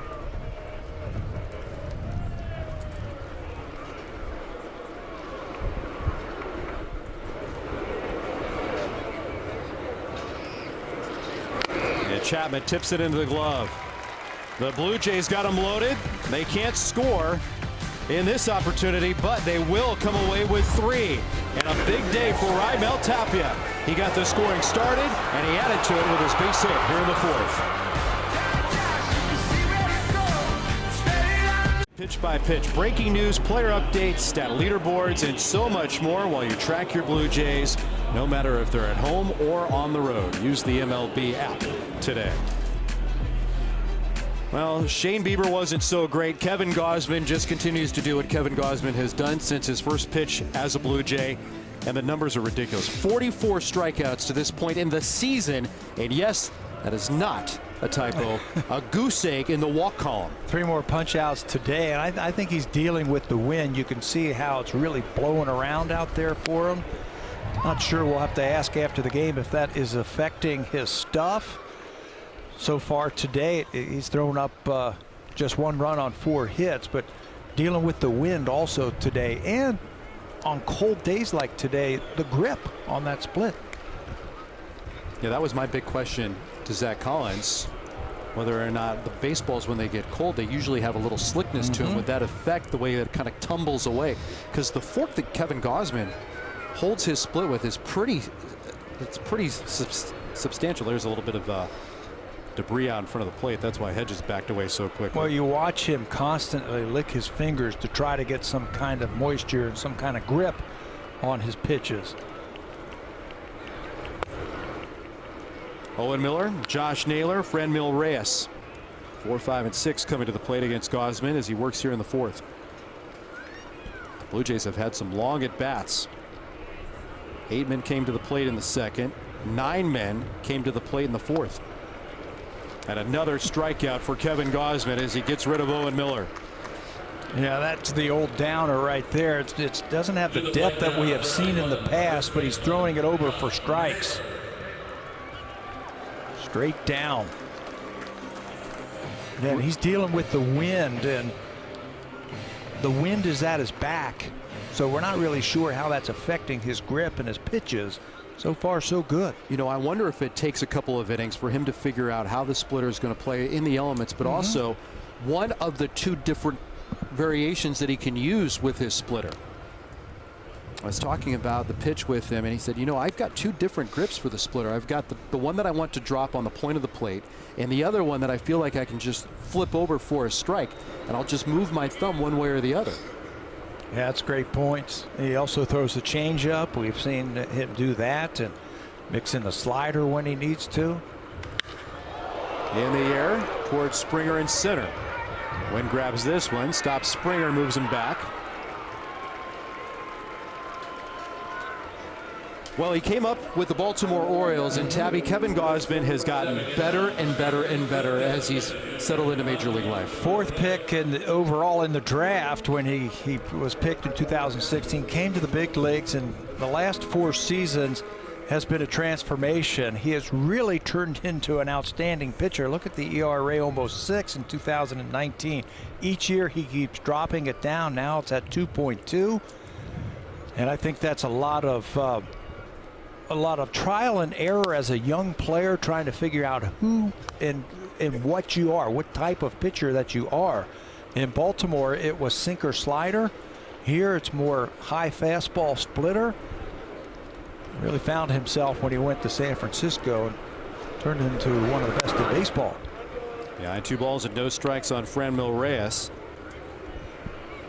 He's a completely different guy, and I think that's part of his thought process when he was evaluating organizations. There was a lot of interest around Kevin Gausman. They saw the turnaround that he made in San Francisco, but he didn't want to come back to a place where they remembered Kevin Gausman as an Oriole or in those early stages with Atlanta either. They wanted, in their evaluation process, to go to a place that believed in the current Kevin Gausman and not try to revert back to the old guy. I believe in the current Kevin Gausman. You believe the data. Yeah, I like what I see, and there's the first one. The very first walk of the season issued by Gausman. A 2-out base on ball here in the 4th inning. Yeah, and it's 4 wide ones to Franmil Reyes. He's upset with himself.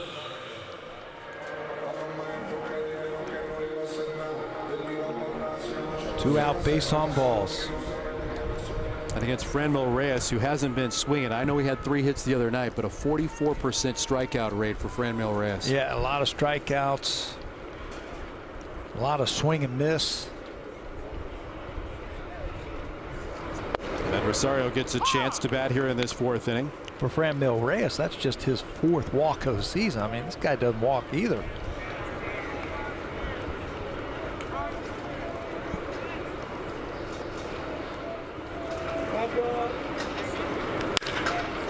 2 Hopper to Bow. Underhand feed to Espinal to retire this side.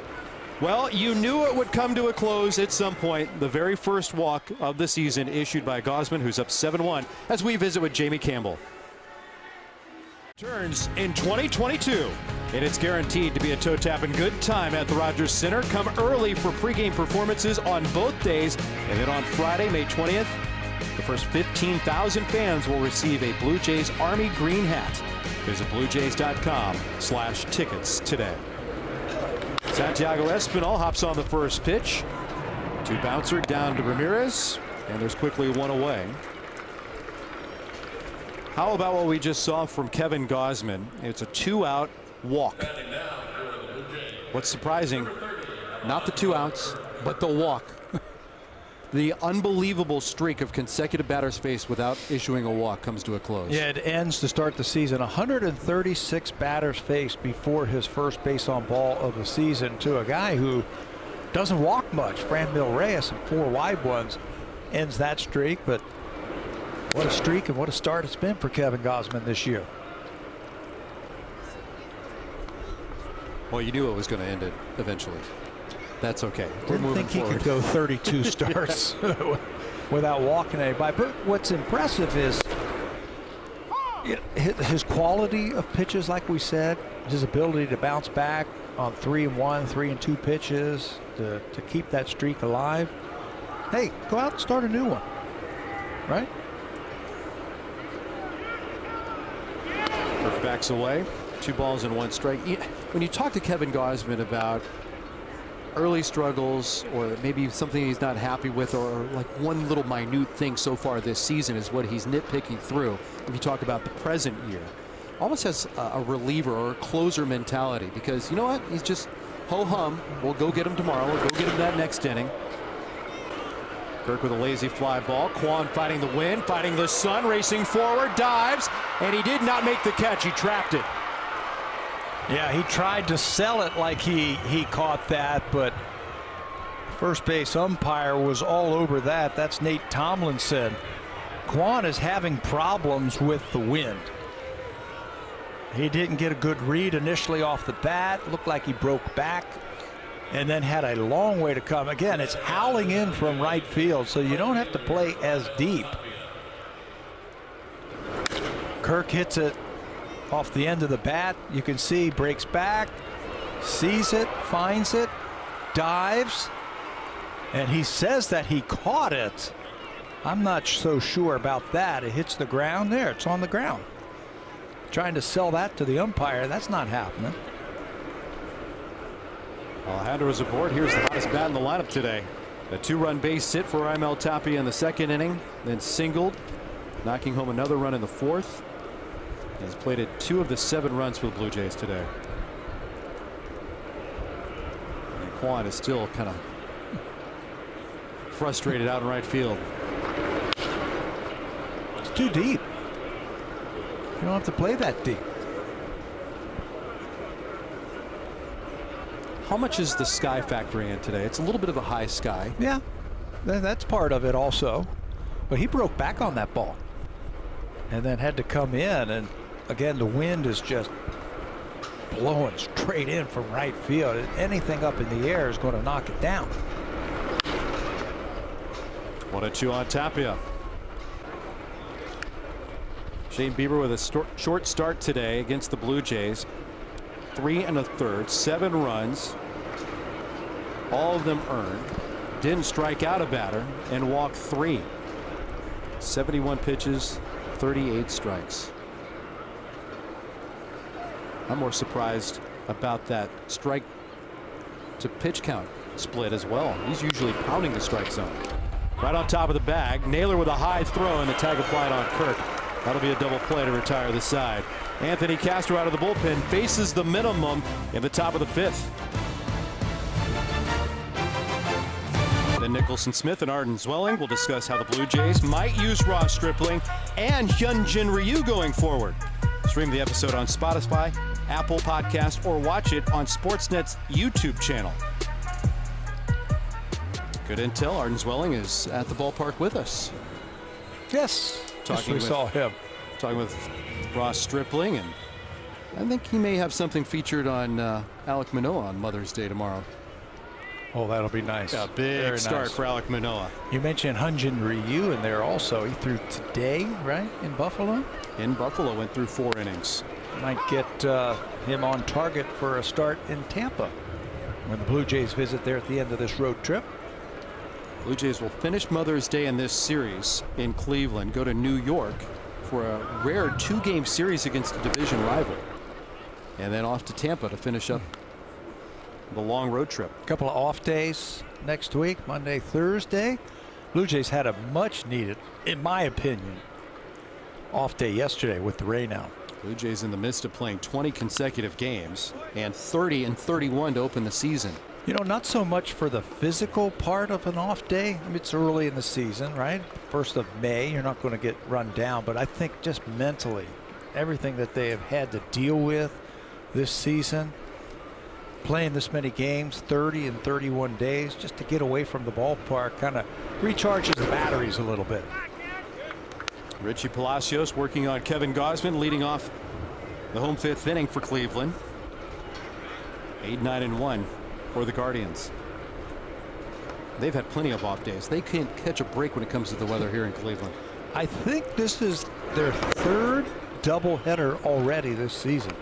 2nd in 4 days, too. They had the twin bill against the Padres. And then the Blue Jays came to town on Thursday, washed out on Friday, and now a Saturday twin bill. Routine hopper out to Espinal, and there's one away.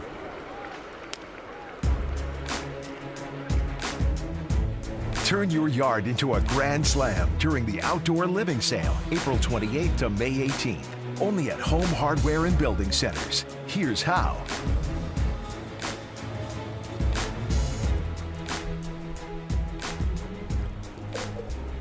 Well, Kevin Gausman, 70 pitches in this afternoon tilt, 42 strikes, 28 balls. That's not as quite precise as what we have seen Gausman this year. Yeah, I think the weather has something to do with that. The conditions, again, very windy down on the field. We weren't really sure how it was going to affect his pitching with the wind at his back as hard as it's blowing.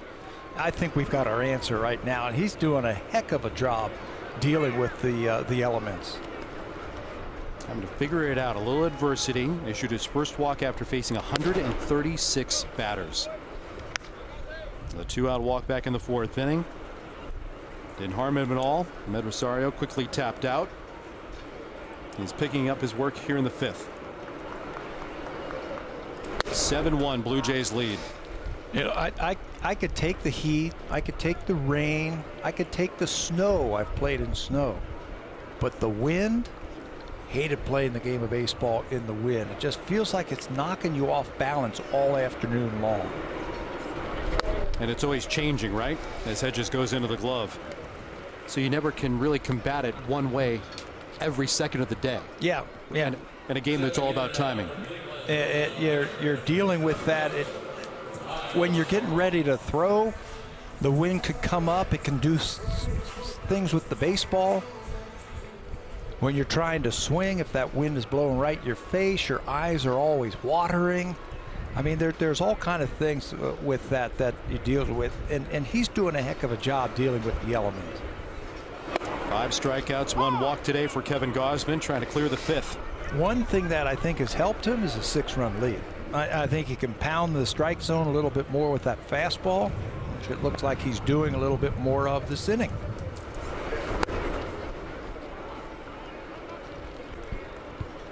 Miles Straw is 2 for 2.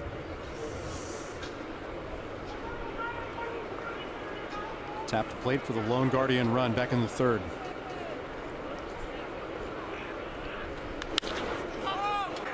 Espinal backed up into the grass. The wind makes him come back onto the dirt, and in motion makes the catch to help Kevin Gausman fire a 1-2-3 5th inning.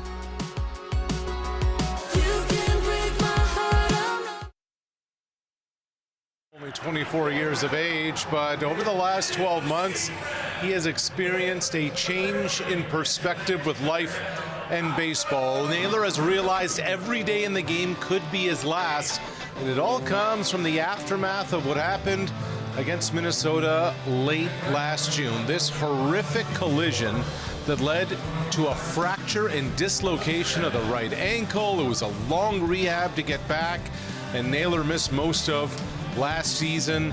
Being away, he said, made baseball grow in his heart even more. But Josh didn't go away after surgery. He spent mornings here at the stadium getting healthy, at night being around the guys to encourage them. Naylor said, I didn't want to be away from the game and my teammates very long. And now that he's back, Naylor will remain aggressive out there on the field, will play hard, and told me this, quote, I just try to make a name for myself every game out there. Ben? Arashi certainly is making a name for himself. You can see his face on the side of the building when you're walking to the ballpark. I think he's found a home here in Cleveland. Yeah, they made a good deal picking him up in that trade. He's going to get a chance to play every day. He's going to put up some big numbers before it's all said and done, I think. And I like the move, too. You bring him out of the outfield, onto the infield. It's not as pounding on the body for Naylor. It's more of a natural position for him. He's really taken over nicely. George Springer with a couple of hits today. Drove home a pair in the second inning with a double. Knocked in another run in the fourth. Blue Jays in front 7-1. A couple of very long and productive at-bats off of Shane Bieber. Scoring 4 times in the second, then scoring 3 in the fourth. Big cut by Springer as he falls to a knee. Always seems to be a lot of concern with George Springer when he takes these big rips and then falls down to one knee. You can see his foot give away just a little bit. And there was more concern about that last year with the quad injury and whether or not the torque of the quad is the reason that he was falling to a knee. Yeah, he was doing that a few times, wasn't he? I asked George about that, and he said, you know what? I've always swung like that. I've always finished by falling down to one knee. I said, okay, because I get a little concerned when I'm watching you and I'm thinking, oh man, did you re-aggravate something in the quad or did you hurt something? Does something pull? Feel awkward? He said, nope, that's just the way that I've always swung going back to Little League days. I said, well, keep fading to one knee because it's been pretty successful. Yeah, you've had a nice career. Speaking of falling down after hitting, did you see Ronald Acuna's home run the other day where he fell down after hitting a ball about 420 feet? Yes. If I had a fraction of that talent, yeah, that'd be something else. I mean, he literally swung and hit the ball to center field and then fell down. Had to pick himself back up and jog around the bases. You think the guys in the clubhouse will let him forget about that? No, they'll fine him. He's going to get fined. One away for Bo Bichette. 0 for 3. Picked up an RBI back in the fourth.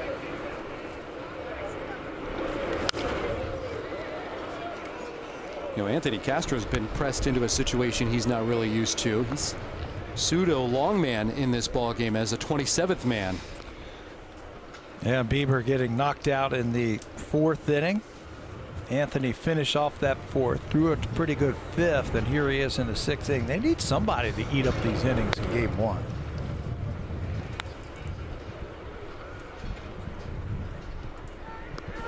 Two and one on Bichette.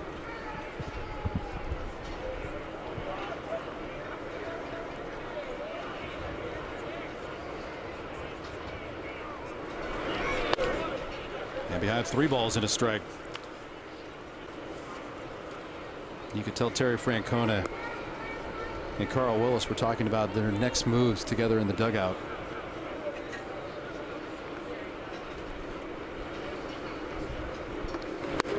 Big rip by Bo.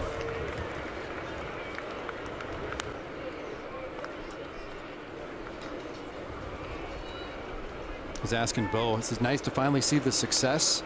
You get some of those hard contact balls hit right at guys early in the season. Finally, you get some open grass. He said, I wasn't worried about it. He just rocked back in his chair and he goes, there's about 500 more at bats coming my way. Well, what's impressive about what he has done, and he's still a young player in terms of experience, is even though he has had some problems offensively, I haven't seen anything on defense, him taking it out on defense. And if he's had some problems on defense, I haven't seen it take it into the batter's box. Sometimes young players that can eat him up. He has that ability to separate the two. Takes a fastball he thought was low. Would have been ball 4. Instead, it's strike 3 and back-to-back strikeouts for Castro. Third strikeout of the afternoon for the former Blue Jay. I think both thought that one was low, and he might have been right. Thought that one was under the knees, but is called a strike. You know, we were mentioning the fact that he hasn't shown frustration if its offense is struggling, not on defense, or if the defense has affected anything. We haven't seen it offensively. That might have been the most affected we've seen of anything this year for Bo Bichette. Vladimir Guerrero Jr. takes a big rip. Singled back in the 4th inning, his 400th career base hit. Already? Such a young player. There it is right there for 400th career big league hit. That was the last pitch that Shane Bieber threw this afternoon. Behind because couldn't get to the slider, and it's 0-2.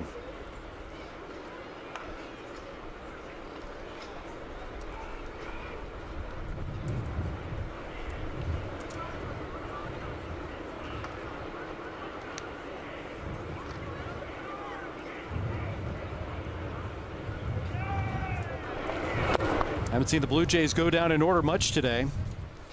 Castro faced the minimum in the 5th inning. Bieber had a 1-2-3 first. There's been a lot of traffic in between.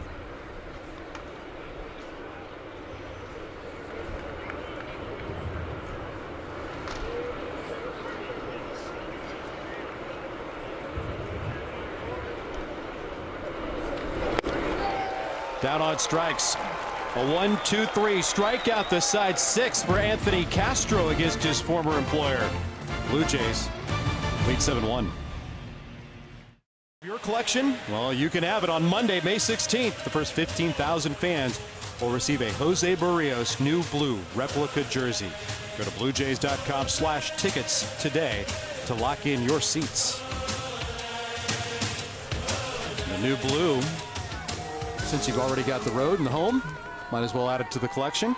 Blue Jays are wearing those new blues with one of their new members of the rotation spinning a gym today. 1 run on 4 hits for Kevin Gausman as he begins the 6th against Stephen Kwan, Jose Ramirez, and Owen Miller. Blue Jays start the shift against Kwan, playing him to pull. I think more impressive than any of the numbers, the long streak that came to a close today, is the fact that Kevin Gausman had to make his own adjustment on the mound to figure out how to pitch in the elements today. Yeah, and he's done a good job of that. Blue Jays are adjusting a little bit more against Kwan. You can see that shot of Bo Bichette now playing on the 3rd base side of 2nd. It looks like a pole left-handed hitter, not so much of the big pole. He hit the ball right about where Bo was standing for the only runs for Cleveland this afternoon. A befuddled Kevin Gausman watched that ball just roll right through the middle of the diamond. And they have the ability, the Blue Jays, to see what's going on in the game, and they have a game plan that if they feel like they can make some adjustments and change in game, they'll do that. This is the guy to do it against. You could see on his swing, everything is inside out. Everything's going the other way, especially with 2 strikes. The most significant change is Bo, right? Moving from the 2nd base side over back towards the shortstop side. But that has a little bit of change as well. You can adjust your infielders, but you can also adjust then the outfielders. Yeah, and look where the outfielders are playing now. I mean, they are really playing Kwan to hit the ball the other way. And it's that way the wind will take this one off into the seat so easily. The wind has something to do with that. His swing with 2 strikes is another thing that has to do with that. I mean, Gurriel is almost guarding the line down the left field line, and Springer is in left center field. Aniel De Los Santos loosening in the bullpen for Cleveland.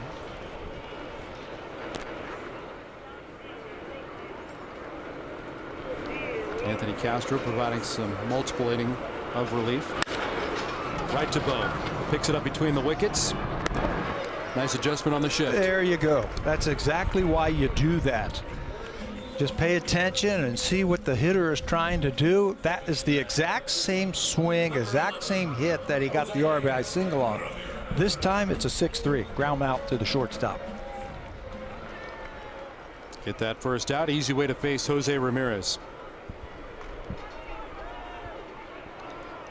1 for 2 this afternoon.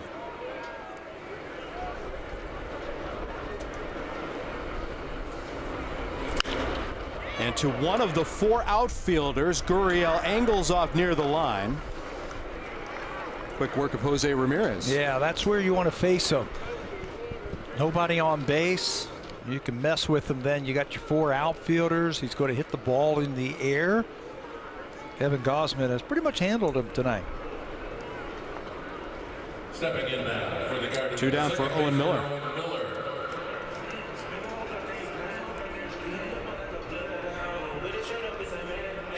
You know, it's strange looking at the scorecard, Tabby. Usually you don't see this much traffic around a Kevin Gausman start. On the bases, a couple of infield hits in the first inning. A couple of hits in inning number 3 when the Guardians scored their run. 6 in a row set down now.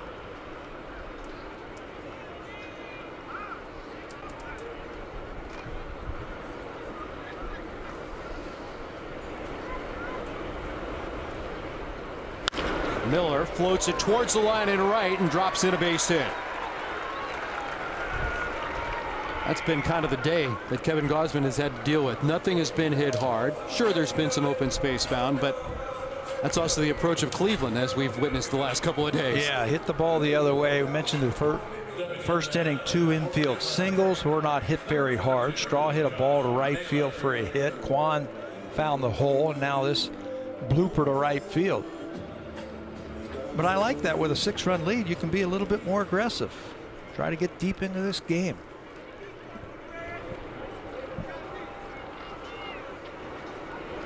I like that. Kevin Gausman, Yusei Kikuchi is another step where you trust a guy's stuff. Just throw it in the box. Let the natural movement of the pitches get the results for you. Keep your defense on their toes and keeps them ready to make some good plays.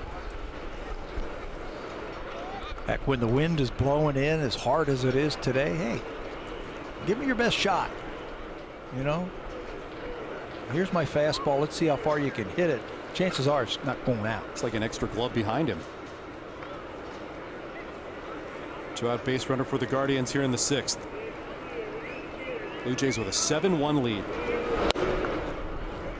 This is also a start the Blue Jays wanted. I know there was the rain out yesterday, but Jose Barrios just wasn't as sharp as what we have seen Jose Barrios the other night. So an extra day to pick up a little bit of rest for this bullpen is always going to be a good thing for Charlie Montoyo. He had trouble throwing his breaking ball because of the weather. Could not feel his breaking ball. Pete was telling me today that his breaking ball pregame in the bullpen was outstanding, but then couldn't bring it into the game, lost the feel for it. Threw a few more fastballs than he wanted to, a few more changeups than he wanted to. Yeah, and you're right, just didn't have the same type of outing that we have seen so far this year. Yeah, today is completely different. While it's a little bit cooler and windier, it was windy and rainy 2 nights ago here in Cleveland. Naylor is showing some patience on that splitter. Gausman's thrown him 2 really good splitters, and he's laid off of them. I don't know if he's showing patience or he can't see. Trying to get something out of his eye. 2 balls and 2 strikes.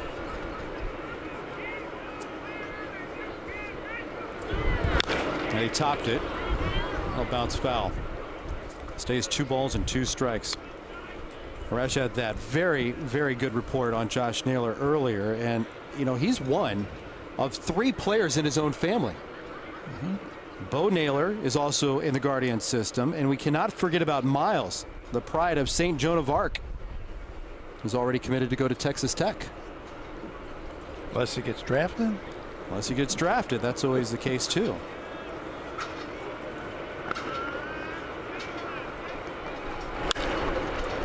Floats it out towards Gurriel. Motors near the line into foul ground, staying with it with room to retire the side. How about 1-run ball through 6 innings for Kevin Gausman?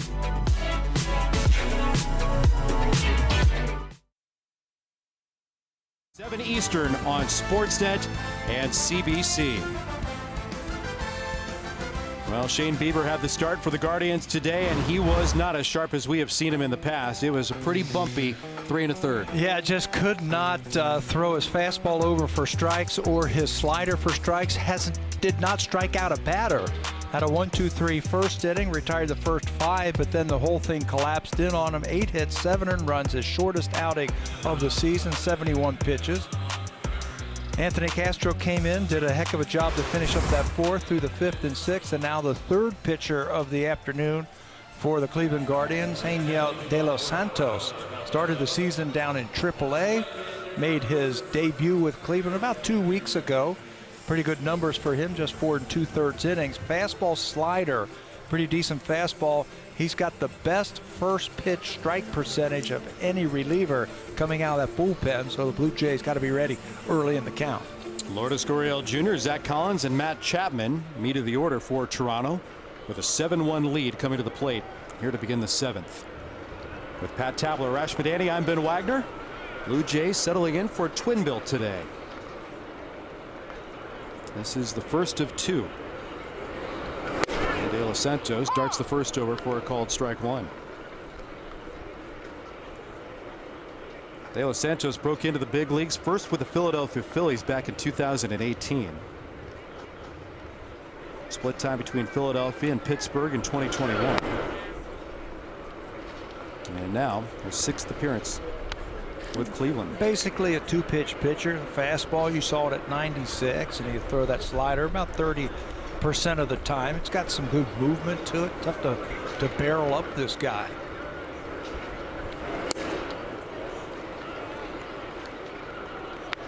That is the modern day bullpen arm. Fastball, slider. Well, when you're throwing 1 inning, basically, the bullpen is filled with 1 inning guys.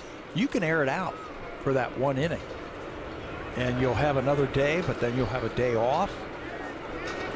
Very rarely do they throw 3 days in a row, so just air it out for as hard as you can for as long as you can.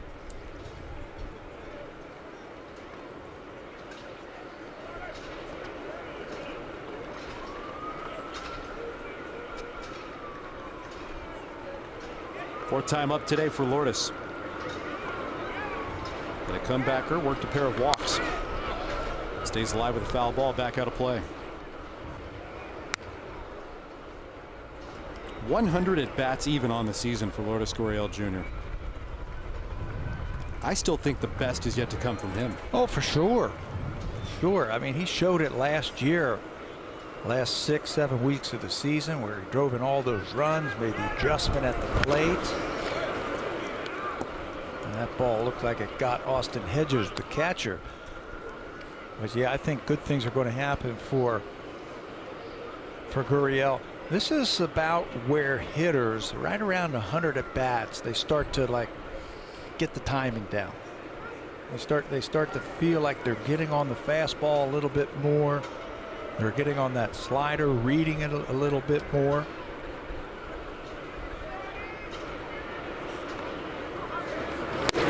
Down on strikes.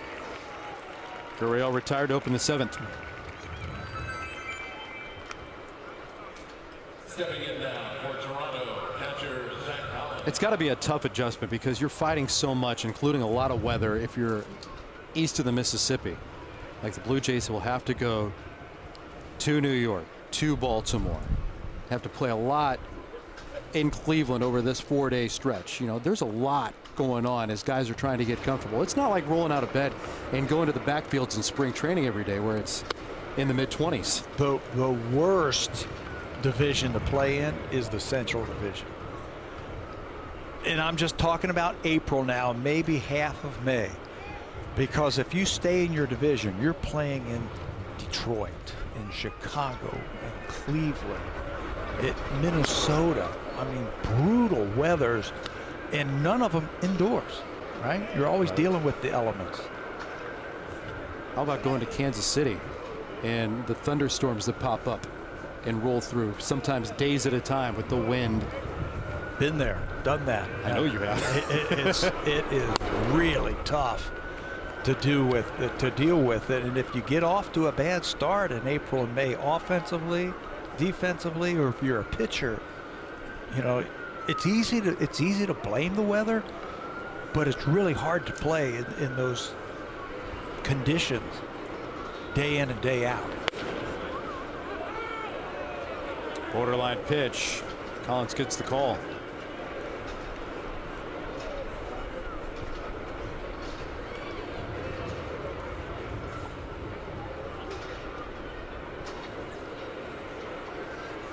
There's a look at Teoscar Hernandez. We'll see what he has in his first action.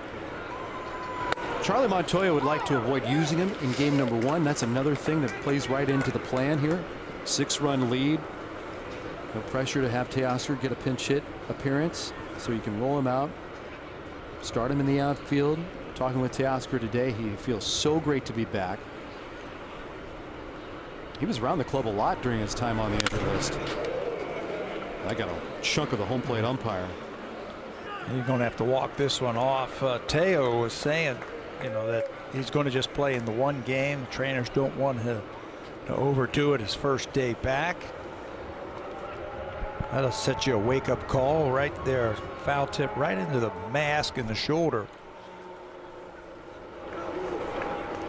Right off the collarbone, too.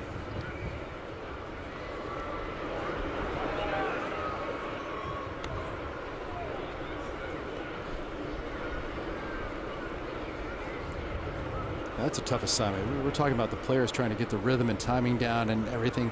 Umpires get dinged too. All of a sudden they have an opportunity rarely to get days off. You have to wear one like that.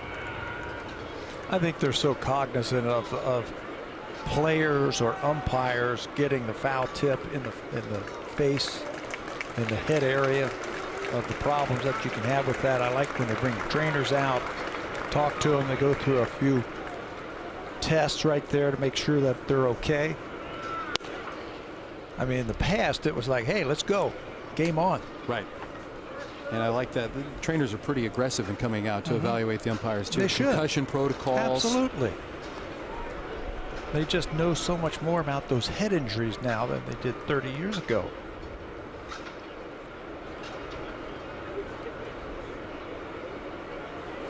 De Los Santos against Collins. He's ready to go. And misses down and in. Lost a 1-out base runner.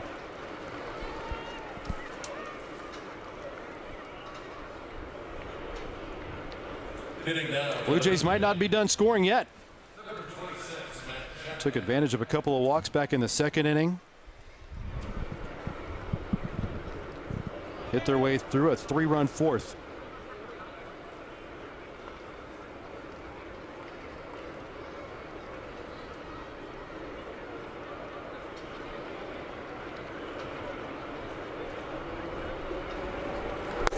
Chapman starts with ball 1.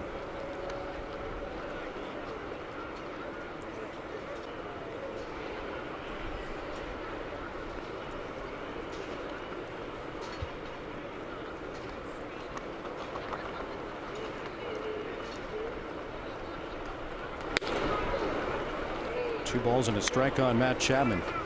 Chapman doubled to start the rally back in the second inning. Jose Ramirez made a fine play on him in the third. 1 for 3 today.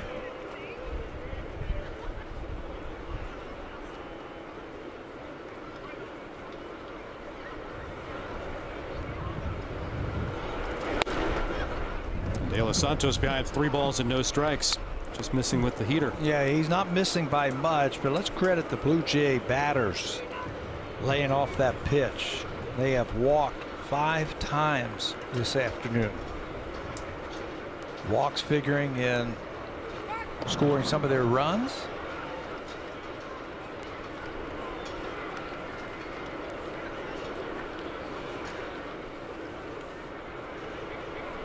I've just been told. Let me see.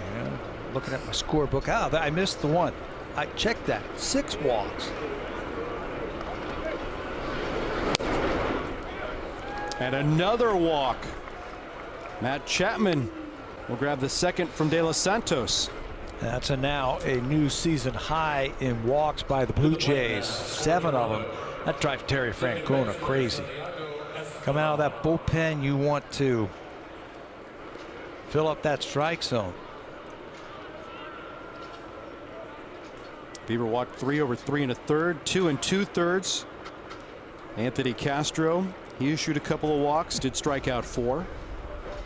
And De Los Santos now giving the Blue Jays a big chance here in the 7th. They'll get the first pitch over on Espinal.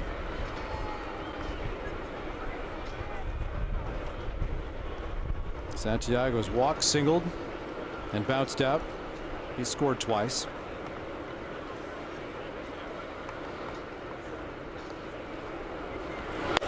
That walk that Bieber issued against him basically was, I'm going to pitch around you. It sure seemed that way. Didn't feel like he wanted to mess with them. There was already 2 outs and first base open, but it cost him. Bottom of the order did the trick. Espinal can hunt now.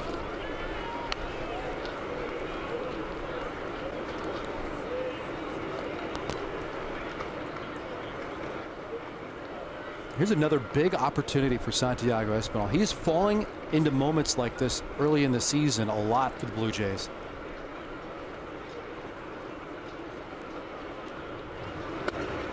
Tries to hold up, but went around. Well, he's had that stat right there that shows that his hard hit contact is a lot higher this season. I think that's just his chance to play more, adapting while he is out there, understanding what pitchers are trying to do to him. He's come up with some big hits for him so far this year.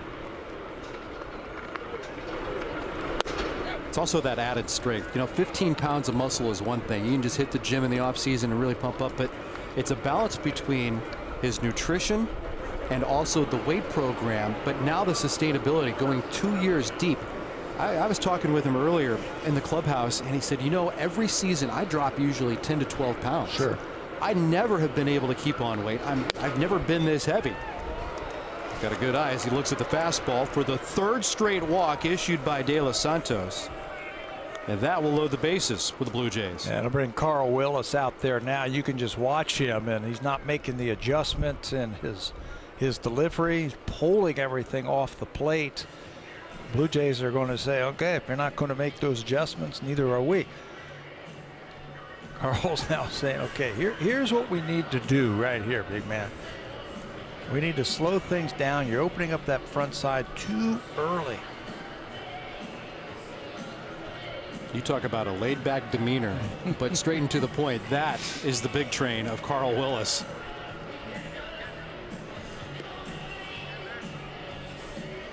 He's been next to Terry Francona for a long time. Was he in Buffalo when you were there?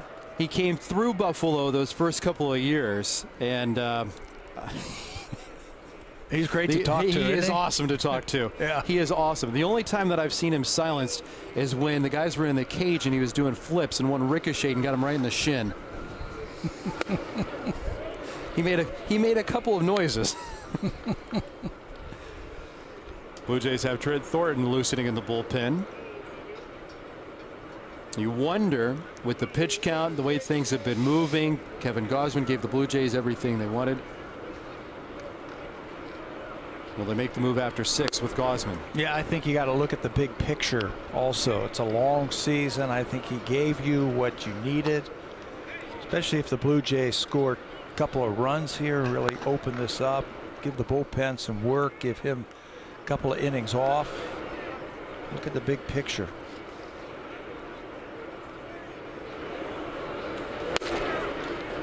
Fastball over for a called strike. De Los Santos finally working in front. Blue Jays trying to deliver the knockout blow on the Guardians here in the 7th. The bases have been walk loaded.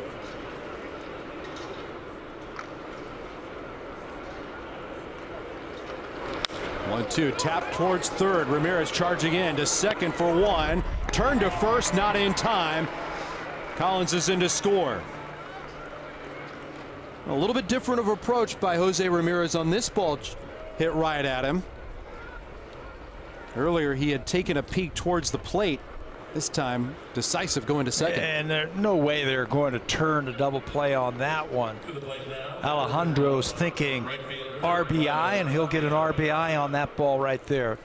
But a slow ball off the bat of him plates another run. 8-1 Blue Jays. Still batting in the seventh. Matt Chapman stands at third. Alejandro Kirk on the fielder's choice. He's been up 4 times today, and he's reached in some capacity. Fielder's choice on with the RBI, his 4th of the season. Raimel Tapia's had a big day. 2-run single in the second. Knocked home a run in the 4th. It's been a busy bottom half of the card today.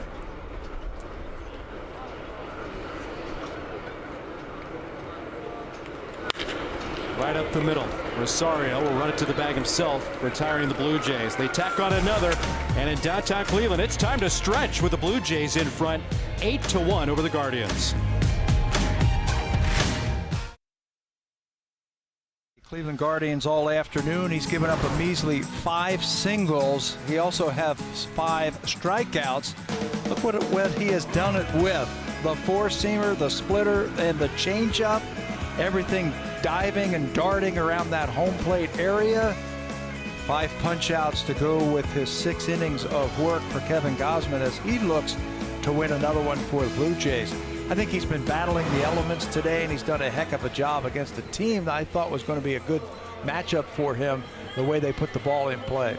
Yeah, they've done a really nice job, especially with Gausman fighting the elements, which is number 1, the wind.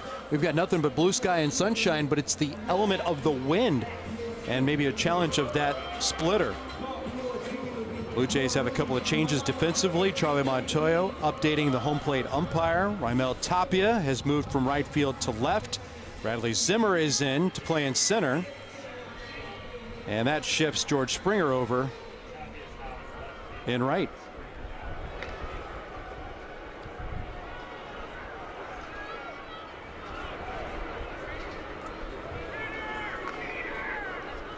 There's George. See more George Springer in right field this season than what we did last year. Hey, that catch he made against Alex Bregman, the Houston series, one of the best catches I've ever seen. It was in right field, and it was a game saver. Franmil Reyes working on Gausman. 2 balls and no strikes as Gausman begins the 7th. And you know what was incredible about that play? One, he's in right field, sure. He's going back, wall barreling down on him. But remember, the batter Bregman had a lot of slice on that ball. And there was a runner in scoring position, the tying run at second base. So he can handle it over there also. 3rd time up for Franmil Reyes facing Kevin Gausman. Got him on strikes the first go around. And the only walk of the season that Gausman has issued went to Franmil Reyes back in the 4th. Reyes has gotten off to a really rough start and dealing with a rough patch. So who gives him a call to help him out? Vladimir Guerrero Sr. and David Ortiz contacts them, and basically the message was, hey, be yourself. Be who you are. Don't try and do too much. And he had a nice first game in this series. Basically a pep talk. You know, knows David Ortiz really well in the Dominican Republic. Vladimir Guerrero Sr. when reaching out. They've known each other forever. I asked Vladdy about that relationship, him and Franmil Reyes. Well, he whacked one there into the screen. Stays 2 balls and 2 strikes on Franmil. I said, did you know your dad called Franmil? And he looked at me like stunned. I said, no. Why didn't he wait till after this series? Right? Yeah, I said, you don't want to tip your hand. I said, do you guys know each other very well? He said, we talk all the time. We talk about baseball. We talk about life. I said, what, like every day? And he said, no, not every day, but we talk a lot, especially in the off season. I said, really? And Vladdy said, being from the same hometown, We became fast friends. There's a lot to talk about. And I said, is he a down-to-earth guy? And he said, he's a great guy. I said, oh, so not as imposing as the figure in the batter's box. He said, big teddy bear. Nice. Now he makes Vladdy look small. He'll beat the shift. His 4th hit of the series. Leadoff single for Franmil Reyes, the right fielder. George Springer handles that ball, and here's Springer in action against the Houston Astros. Look at how he handles this play for the bat of Bregman. This is the play that I was talking about with the runner at second base going deep. I mean, a great at bat by Bregman going deep and hauled it in. The runner was stunned. He actually tagged up and went to third base and was stranded there.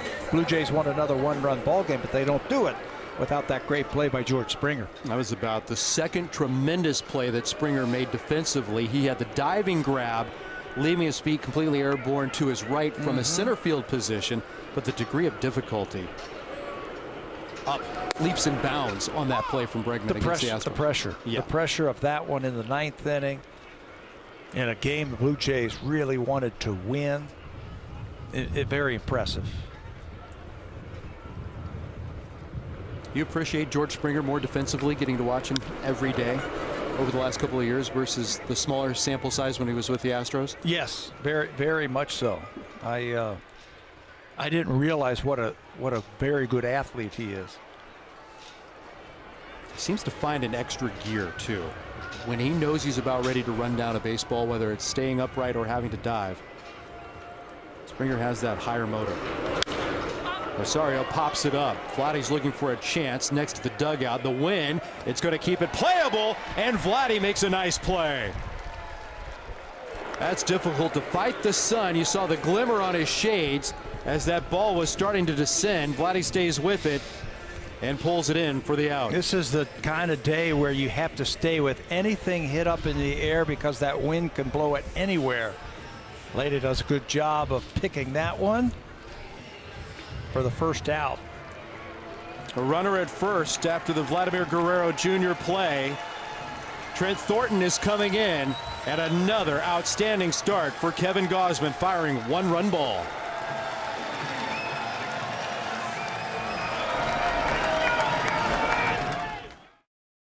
It's not so often the Seattle Mariners come to town, so don't miss this opportunity to see the M's and the Blue Jays.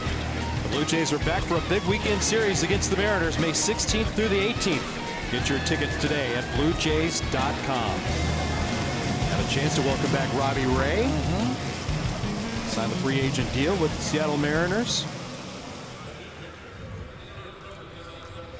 During the Blue Jays' next homestand. They're on the road right now in Cleveland. It's a doubleheader day for the Guardians and the Blue Jays. Kevin Gausman, 6 1/3, 1-run ball this afternoon, giving way to Trent Thornton out of the bullpen. Trent Thornton 0-2 this season, a 277 earned run average, very impressive in his 13 innings. He's only given up 10 hits. Last time out 4 days ago, gave Blue Jays an inning and 2/3. Richie Palacios, the left-handed batter, takes ball 1 up and away. Thornton is today's long man. The nightcap is probably Casey Lawrence, because you can't imagine that Ross Stripling is going to be more than 2.5 times through the order. Should stay playable for Collins. Chapman coming in down the line too, and a brief collision. Chapman hangs on. Arash Madani is down at the far end of the dugout. Good afternoon, Arash. Good afternoon, Ben. Let's remember Ryan Borucki is also here in Cleveland. Borucki's been dealing with a blister issue, but if he's another option that could be activated depending on what happens here over the next couple of innings. That's a really good point too, and I talked with Ryan Borucki about what he would be able to give the Blue Jays, and it's a thing where he hasn't been shut down, so he feels like he can get right back on the mound and give the Blue Jays 35 pitches, which would cover a couple of innings. Beautiful. You need that in days like today when you're trying to map out how many innings you're going to get out of your bullpen. Did you happen to see the catcher, Zach Collins, on that pop-up? Did you notice how he went after that ball? He kept his chest towards the field of play. Yeah, normally catchers will turn around as the ball will come back to him on a pop-up like that, but he face the field because he knows that that wind is blowing it back to him. Thought that was really interesting. Matt Chapman, called him off and made the play, but it was interesting how he went after that ball. Another challenging pop-up. Espinal dances around the base runner and hangs with it. Not an easy day with anything in the air. Blue Jays are passing every test today, including Trent Thornton. Once upon a time. May 17th to see the Blue Jays and fans try to beat their previous Looney Dog total. I heard the other night over 30,000 hot dogs were consumed. Looney Dog Night, presented by Schneider's. Go to bluejays.com/tickets today. We should have a Looney Dog in between game. Somebody's going to have to go get it for us. We'll be busy working. We'll get the lineup, get rolling. We know that face and that last name. It's Anthony Gose. Yeah, 8 games this season for the Guardians. Anthony Gose has made the transition from everyday center fielder to major league left-handed reliever.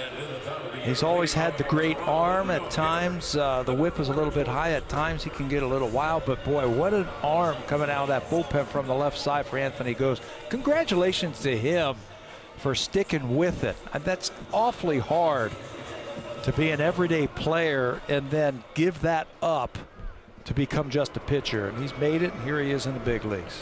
Blue Jays with an 8-1 lead. Bringing the top of the order to the plate with Springer, Bichette, and Guerrero.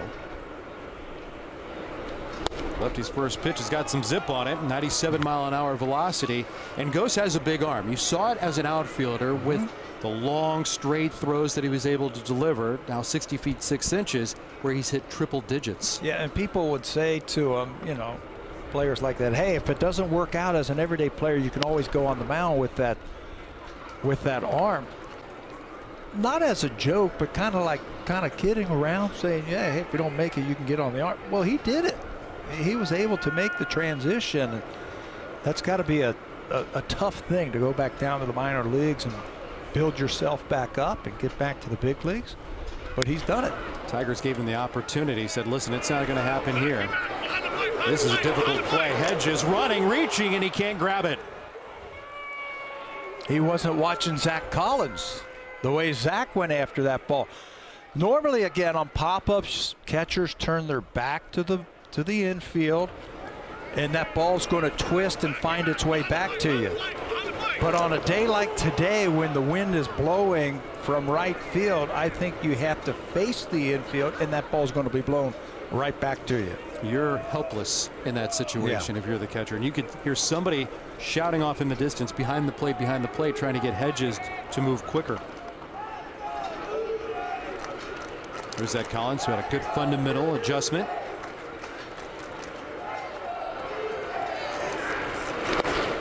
Even count on Springer.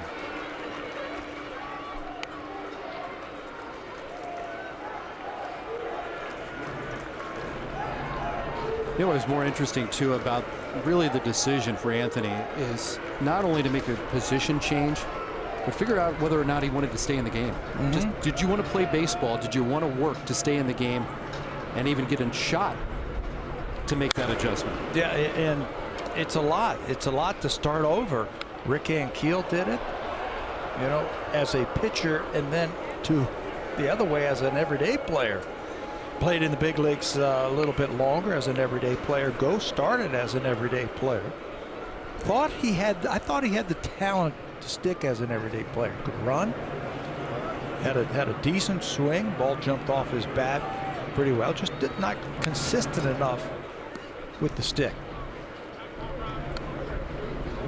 He is a tremendous athlete, just overall. You mentioned the wheels, the bat to ball, the power that he can create. Had some power, had a little pop. He could basically do anything that he wanted if he put his mind to it, right? Because I've seen him throw pole to pole with a football.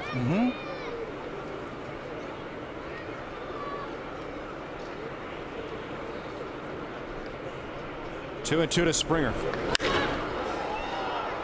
Shallow. Rosario along with Miller. Here comes the center fielder, Straw. You just never know who's going to end up with it. One of those days. 1 out in the 8th.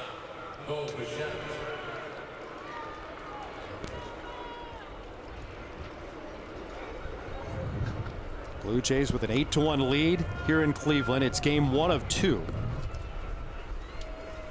Ross Stripling gets the ball for the Blue Jays. Tristan McKenzie gets the start for Cleveland in the nightcap.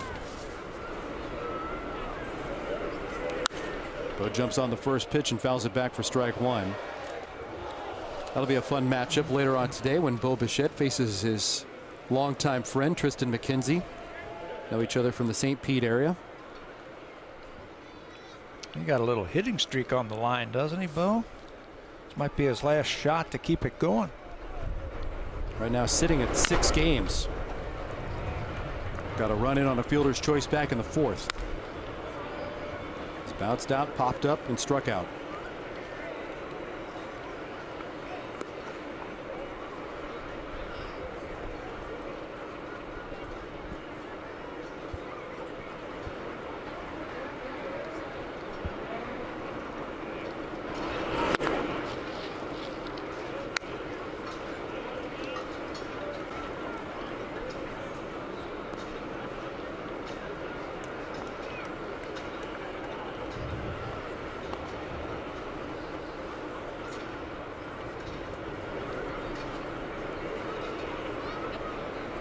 One, 2. Shuts down on strikes. There's that arm that everybody is talking about with Anthony Gose as he picks up the strikeout. Like he just spun that breaking ball away, kept it away from Bo Bichette.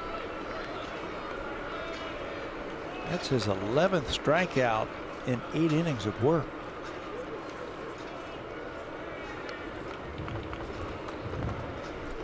Well, power versus power.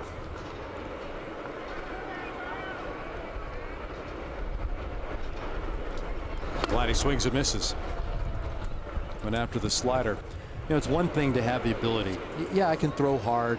Let's see if I can figure out how to throw strikes. But then there's that next step. How do I learn to pitch? And then get back to the big leagues. One thing he had going for him, as you mentioned, he's a good athlete. And if you're a good athlete, good athletes can make their bodies do what they want it to do. You know what I mean?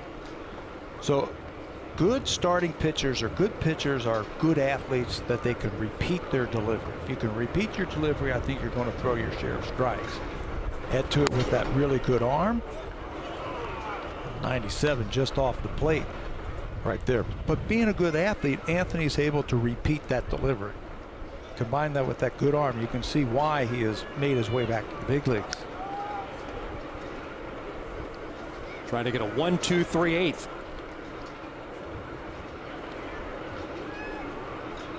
Guerrero takes another one wide.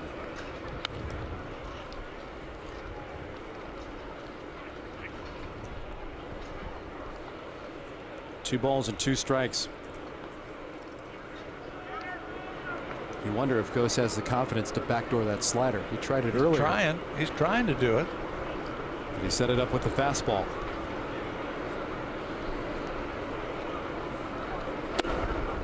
He buried the fastball there. Vladdy wouldn't go after it.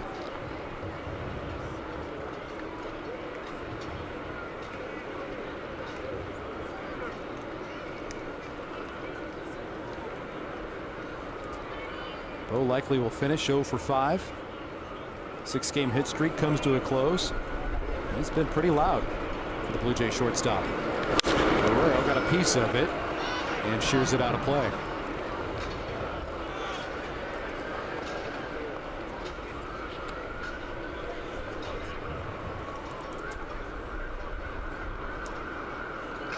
Seen that a lot from a Blue Jay perspective. Guys grab that iPad, they get back to the dugout. Bo's done it an awful lot. You know, just trying to figure out, all right, what did I see? How can I make an adjustment? See the pitch, see your swing, see when you got started. Guerrero lines it out of play again. Great thing about working with that iPad is it's, you know, if you're a visual learner, you can learn by what you see. A lot of guys have to have a feel for what they're doing. That's part of it also. But now, if you're a visual guy, you can, okay, just know what my bat felt like. Now I can see it. You can learn from it. That pitch is low. Vladdy takes a 2-out walk. You know what's interesting about the Blue Jays too is the fact that even though there's so much technology, you still see guys seeking their teammates' perspective. Sure. You know, and asking for that counsel. Bradley Zimmer stepping in for Lourdes Gurriel Jr. Remember, he came in first defensively. Mm-hmm.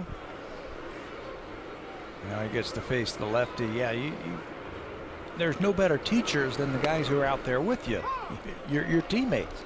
Hey, what are you seeing from this guy? What do you think he's trying to do to me?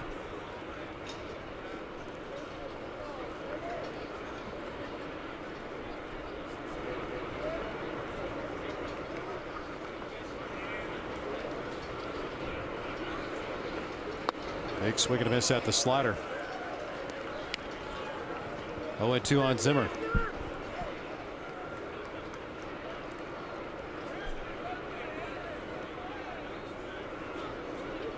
There's some of that fun and conversation. Lourdes is off the clock now. He can go crazy. Yeah, get ready for game number 2. Slider runs high from Gose.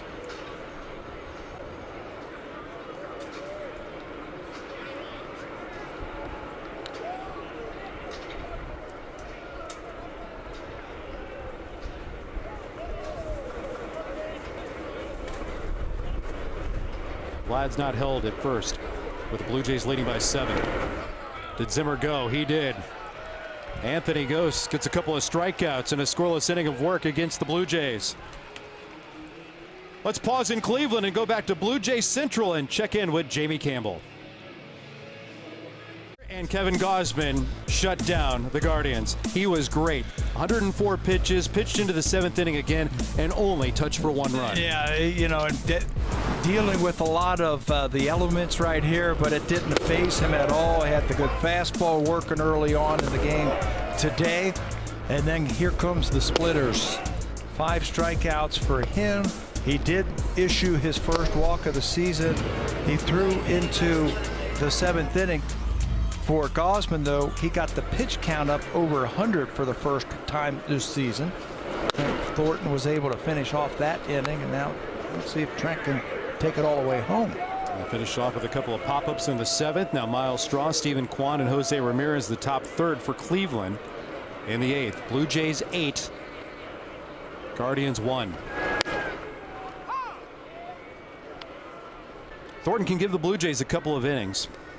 You know, he wasn't exactly stretched out, but he was prepared in spring training to be a multi-inning guy. He knew if he didn't make the big league bullpen, he'd be working out of the pen at AAA. This might have been a surprising ad on the opening day roster. Well, they needed some extra length out of that bullpen. Trent's first 4 outings of the season were all 2-inning times out of the pen that he was there. And for him, I thought he earned the spot on the team. You know, it wasn't like it was given to him because he's a multi-innings guy. He earned it in spring training with some really good outings. And I thought, Ben, the one time he pitched over in New York against Tampa, I thought that's when he made the team. He pitched very well against the Yankees. That was a defining moment for Trent Thornton because he used an arsenal that he had been tinkering with on the backfields and some bullpen sessions. And, you know, that's a really good credit to Trent, where he was kind of on the fringes. And he goes, all right, I'm going to think to myself, how am I going to be different? How am I going to make this adjustment to be better and take the decision away from the Blue Jays and force them to have me part of the conversation? And that's the change in his slider grip, where he went from a sweeping slider to this sweeping slider. Yeah, he's not worried too much about the depth of it. He says, I want it to break as hard as possible and break from side to side. I don't need it to go down anymore. I think he's limited some of the other pitches in his arsenal also. And he simplified things. And went into spring training, and I'll remember we went over and watched that game over in Tampa. You, me, and Buck, and watched the game and said, you know what, I think Trent Thornton just made this team. 3-2 to Straw. Just off the outside corner. Missed with a fastball. That's a leadoff walk to the speedster. You know, another thing, too, that proved that Thornton could tinker with his repertoire a little bit is the fact that he's healthy. I don't think it's the first time in 2 years he's been able to straighten his arm all the way out. All the way out, like a flat angle for a couple of seasons. And if you go back to 2018, 2019, here's somebody that had been battling bone chips to the point where while he was on the mound, if you look at the replays of his outings, he was literally grabbing bone chips and moving them underneath the skin to try to relax and release some of the discomfort that he was feeling on the mound. I hear that from pitchers all the time, that hey, I can't straighten my arm out. That's just the hazards of the game, right? When you're a pitcher, when you're putting that much torque on every pitch. He was in awe at how big the bone chips were. He had pictures of them. He shows them off like it's show and tell at school. Did he put it in a little... I've seen that. I have too. I have too. Pitchers who take the bone chips out and they put them in a little jar and carry it around with them. They sound like maracas after a while. They start shaking them. Sounds like they're shaking some maracas. And put it in a vial, a little badge of honor to carry around. John Smoltz, I think, was one of the first guys to do that. Had bone chips removed back in the 90s. Runner at first. A 7-run lead for the Blue Jays here in the 8th. Stephen Kwan, a couple of hits today again. Probably one hit, 1 for 3. Drove home a run in the 3rd. Beat the shift by rolling one right back up the middle. Back-to-back walks issued by Thornton to open up the 8th inning. This copyrighted telecast is presented by the authority of Rogers Blue Jays Baseball Partnership and may not be reproduced or retransmitted in any form, and the accounts and descriptions of this game may not be disseminated without the expressed written consent of Rogers Blue Jays Baseball Partnership. Talk about the Express, the Mustard and Onion Express around the warning track here at Progressive Field this afternoon in Cleveland.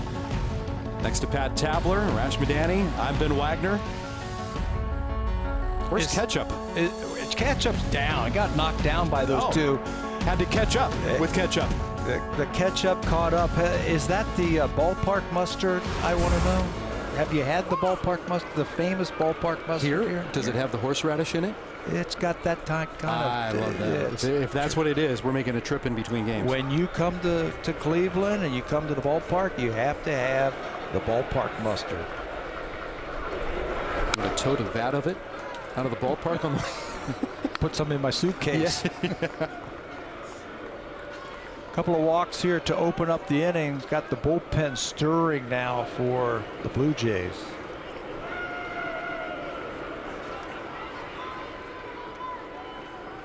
Good speed on. Ramirez at the plate.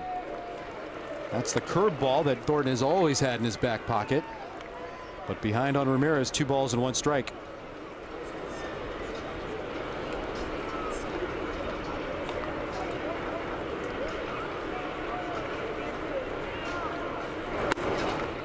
And he missed again. Trying to hit that outside corner, and Thornton can't grab it. Ramirez 1 for 3. Hit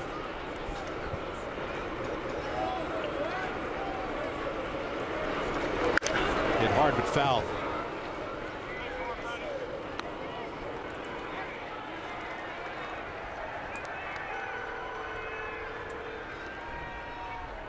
Well, you would expect that Charlie Montoyo, P. Walker, Matt Bushman, they have talked about the ultimate usage of Trent Thornton. I doubt they would want to bring in Julian Merriweather with this mid-inning. Ideally, it would be his assignment in the 9th. Yeah, but you got to get him up after he's lost the strike zone here momentarily. you don't want to have happen that happened in Philadelphia a couple of days ago when they went into the 9th inning with a 7-1 lead and the Mets scored 7 runs. The Mets stunned the Philadelphia Phillies. Yeah, and Joe Girardi was talking after that game how that one really hurt. Tough to come back from that one. So you don't want to give Cleveland any chance or any thoughts of making a comeback in game number 1 today. Mets and Phillies were rained out yesterday. How about chewing on that for another 24 hours? Merryweather's got company in the bullpen with David Phelps now starting to loosen.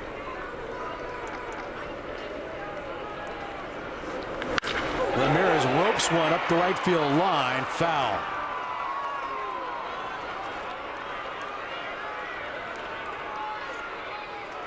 That rainstorm that went through postponed 6 different contests.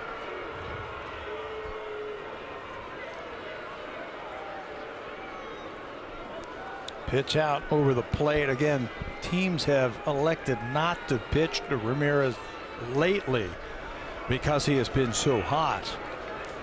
Zach Collins is going to go out and talk to Trent what they want to do. This guy's such a great run producer. He's a switch hitter. He's got power. He hits with runners in scoring position. He's got opportunities galore hitting in this lineup behind Straw and Kwan, who've gotten off to good starts this year. He's had a ton of opportunities to drive in runs, and he's cashed them.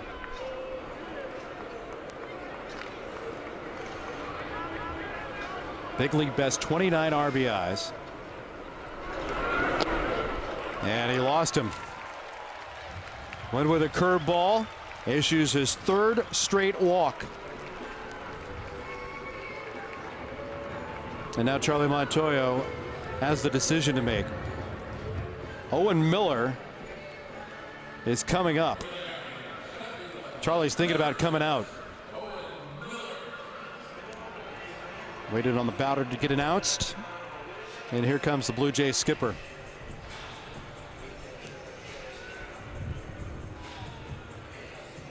Relatively breezy in the 7th, but in this 8th, the bases have been walked loaded. And there's a pitching change in Cleveland.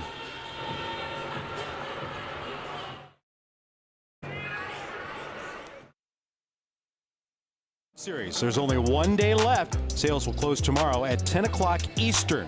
Support Jays Care and get your tickets at bluejays.com/5050.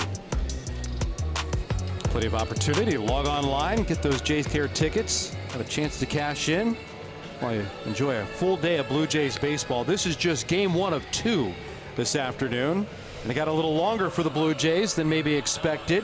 Bases walk loaded, forcing Julian Merryweather to make an appearance here in this 8th. Yeah, against his former organization where he started. Came over from Cleveland in the Josh Donaldson trade a few seasons ago. This is the first time that he is facing his former teammates. There are the numbers in 11 games for Julian. He last worked against the Yankees. Did not record an out, 3 hits, 3 earned runs in that game in his 14 pitches. Comes into a little bit of a sticky situation here. Bases loaded and nobody out. Cleveland selected Merryweather in the 5th round back in 2014. He's now 30 years old. And he'll go after Miller with a curveball that misses inside for ball 1. Guardian second baseman is 1 for 3 today. A couple of strikeouts. Both of them against the starter Kevin Gausman. 2 balls and no strikes. This is where you are in the game where you say, hey, look, I got a good fastball. I want to throw it and make them hit their way on. Give the defense a little bit of a chance. Trent Thornton walked the bases loaded. His teammates trying to pick him up. Yeah, I had 3 balls and no strikes. That's the first fastball from Merryweather. We've seen a couple of outings where Merryweather only will throw the fastball. Yeah. We've seen a heavy dose of breaking balls depending on the mix of the day.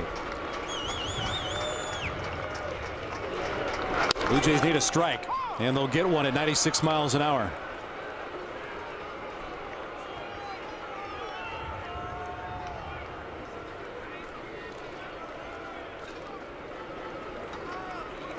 Phelps had been up. Now it's Adam Cimber up and loosening.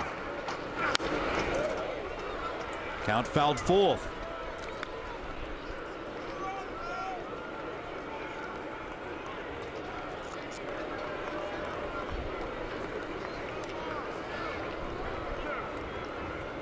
No picnic with Naylor waiting on deck.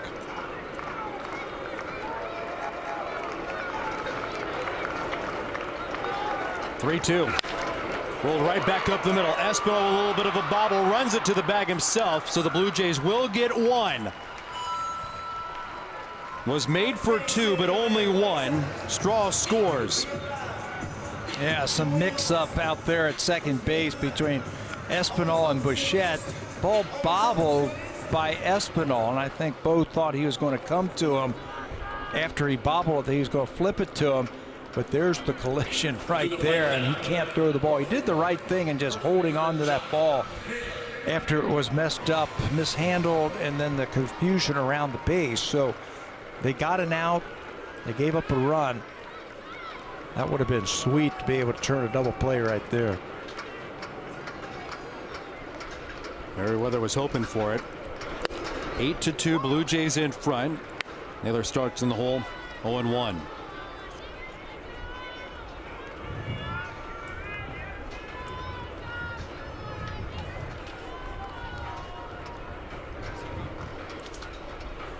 Now Naylor turns away from the wind. Nobody liked that.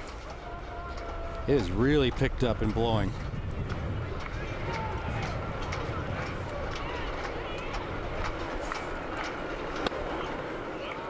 Ball to strike on Naylor.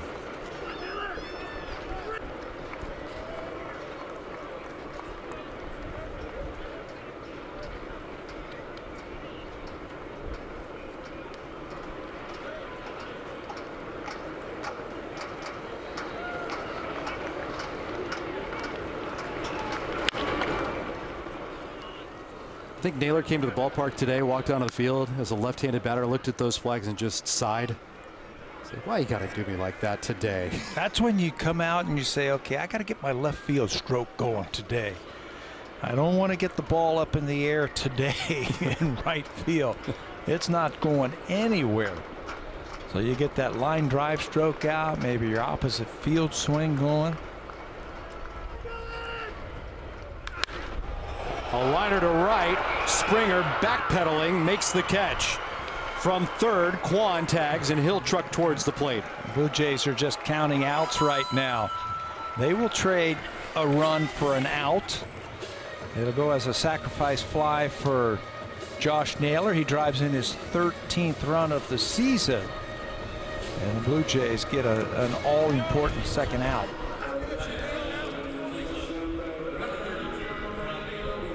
Well, it was the line drive swing, but it went right into the teeth of that wind, too. Yeah, it wasn't going anywhere. When it left the bat, it looked like it had a chance to get over his head.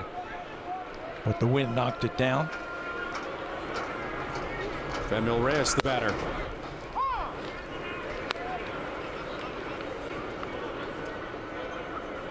(8-3) Toronto.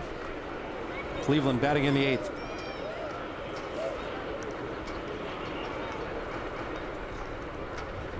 Sam Hentges in the bullpen for Cleveland. On the appeal, Reyes went around it, but he doesn't like it. Didn't he get one called earlier, same way? That was not called a strike. Thought he held up on that one.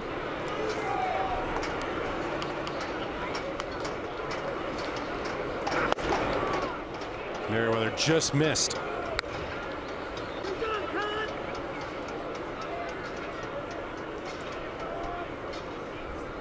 Julian's used the whole bag of tricks here in this 8th inning. And that hops away from Collins. That'll move Miller up to second.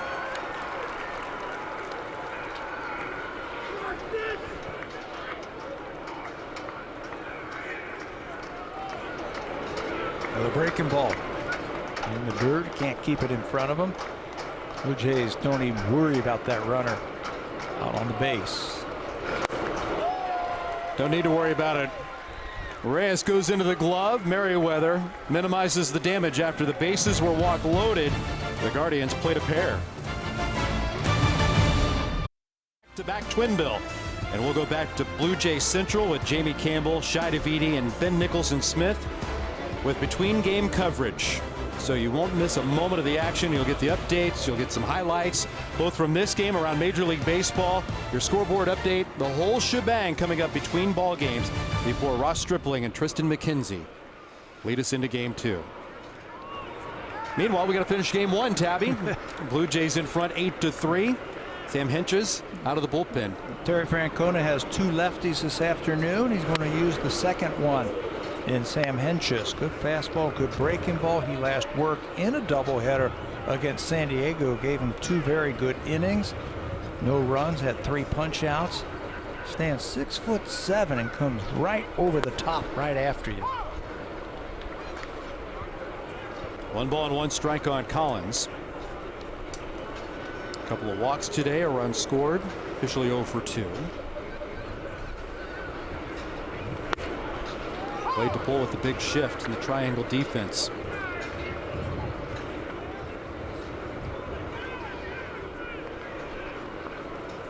Owen Miller at the top of the triangle in shallow right.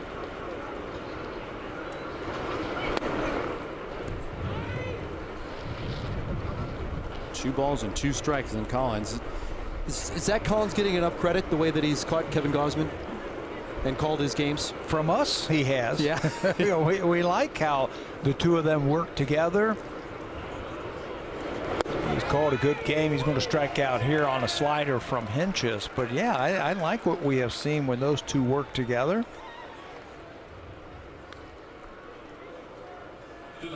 Another strikeout by a Guardians reliever.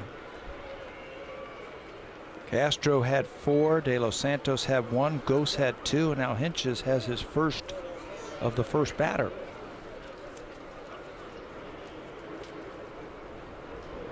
Chapman steps in, doubled it, scored back in the second inning. That was where the Blue Jays had their biggest run outburst with a 4-run at bat, and that snapped a string of 93 consecutive innings where the Blue Jays had not had more than a 2-run lead. How about that? Charlie told me that today, and I said, you know, something to the effect of, you have played a lot of close games. How is that? How's that going? He said, well, let me drop this one on you. I said, well, that'll make your hair turn gray, but it hasn't happened. He said the same thing to me, and I did the quick math. I said, Charlie, that's 10 games. He goes, yeah, I'm aware. All of 10 games. That's 10 games, Charlie. He is. We're due. They have, you know, really played a lot of close games, a lot of games where every pitch, every inning, every play has meant something. They've hung right in there. They have won more than they've lost. 2 balls and 2 strikes on Chapman. This has got to feel like a walk in the park, having a 5-run lead in the 9th inning. Still never easy, right? That's the question of the day on that end of the bench. You guys worried? No. You? No.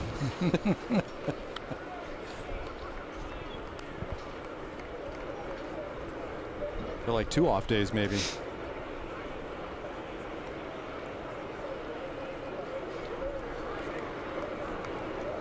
(3-2). Bounce towards third. Ramirez flags it. Chapman retired, 2 away.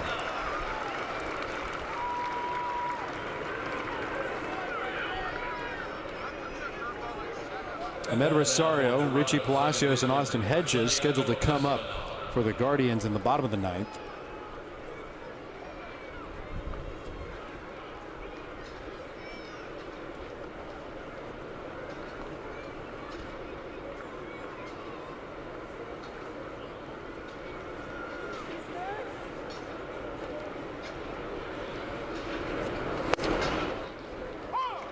Santiago Espinal, he's been in the middle of both rallies. Good at bat back in the second after the Chapman double, working the walk, a leadoff single, and another run scored from the 4th. 1 for 2 with a couple of walks, 2 runs scored. Ball's in the hole, 0-2 against the lefty.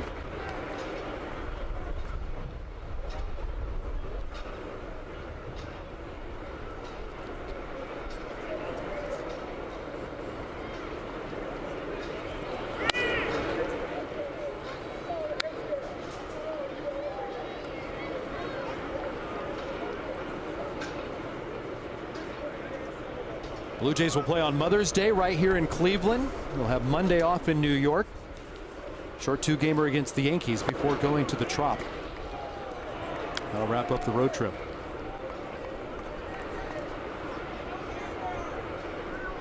You're usually excited about an Alek Manoah start, and tomorrow Alek Manoah is excited about an Alek Manoah start.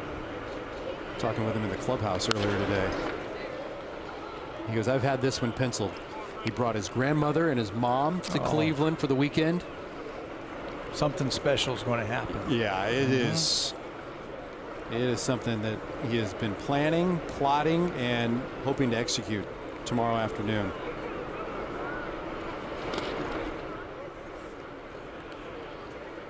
Espinal's worked the count from 0-2 to 3-2. Been on base 3 times again this afternoon. He has scored a couple of runs. Found himself in the hole. Now he's a pitch away from getting on base for that man right there, who's been on base 4 times himself. That's outside. Fastball was too wide, and another walk. 10 walks now by the Guardians. Everybody gets a chance. Double digits. 3 from Shane Bieber. Anthony Castro walked a pair. De Los Santos gave the Blue Jays 3. Anthony Ghost got a vitamin, and now Hinches.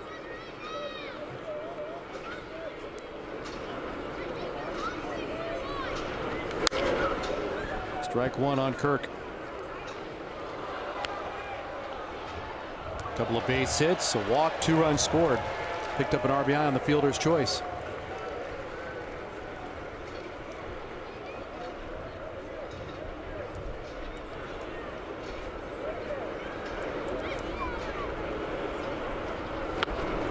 One ball and 1 strike on Kirk. Espinal extending this 9th inning. If you look at the bottom hitters for the Blue Jays, they've got 7 of the 10 walks today. Normally that's reserved for the top of the order, right? Yeah, you think you would pitch the top of the order a little bit more fine. A little bit tougher. But they have really nibbled at the bottom of this lineup instead of going right after them. And the Blue Jays have done a good job of laying off of it. Done a good job of being very patient. Raimel Tapia's had a big day with the bat. Drove in 3 of the 8 runs.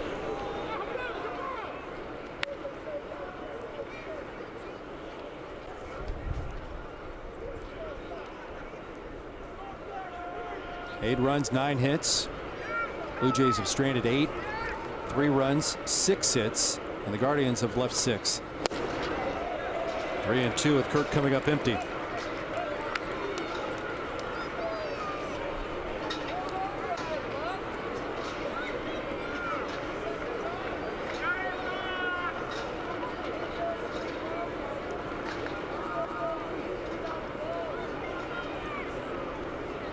Runner goes at a ground ball up the middle and a base hit for Alejandro Kirk. Alejandro with a 3-hit afternoon. Have an afternoon is right. He's also reached base on a fielder's choice and a walk. Keeps the inning alive once again after the first 2 batters go down. He's been on base 5 times. Just got to stay hungry, you know. Got off to a rough start. He's going to come out of this ball game now. Pinch runner comes in for him. Got to stay hungry to keep that batting average going straight up. It was a really tough start to the season for Alejandro Kirk, but even though he wasn't striking out a lot, he wasn't finding base hits when he got the ball in play. Tyler Heineman's the pinch runner.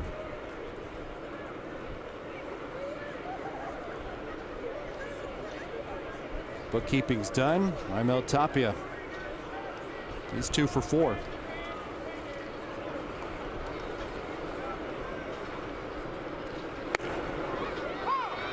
First pitch, a fastball strike. Number 22, Tyler Heineman.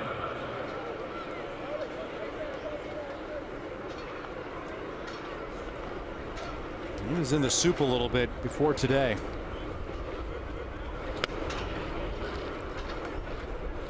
One ball and one strike.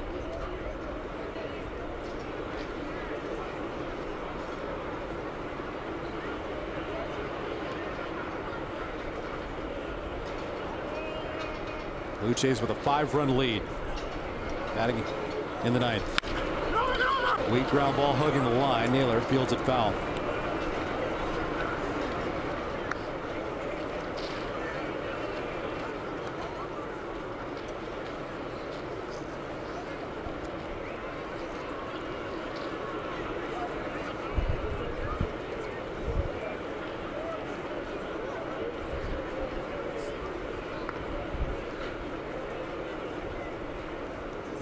Fans have been treated for a long afternoon in game one.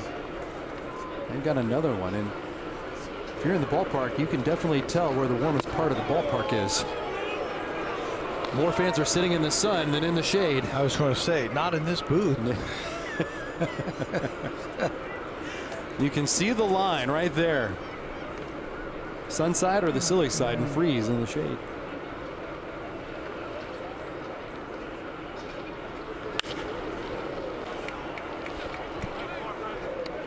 I was out for coffee this morning, ran into a couple of Blue Jay fans. Said, hey, you ready for 18 innings today? I said, absolutely. You get a doubleheader. I said, where are your tickets? I said, well, right behind the dugout. I said, that's a smart move. You're going to be in the sun all afternoon. Oh, nice. Right behind the Blue Jays dugout, right? Yes.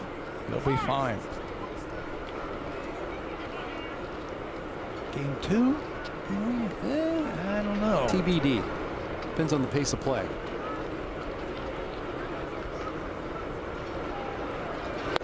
Tapia goes down on strikes. The Blue Jays will leave a pair. We're off to the bottom of the ninth here in Cleveland. The Blue Jays with an 8-3 lead over the Guardians.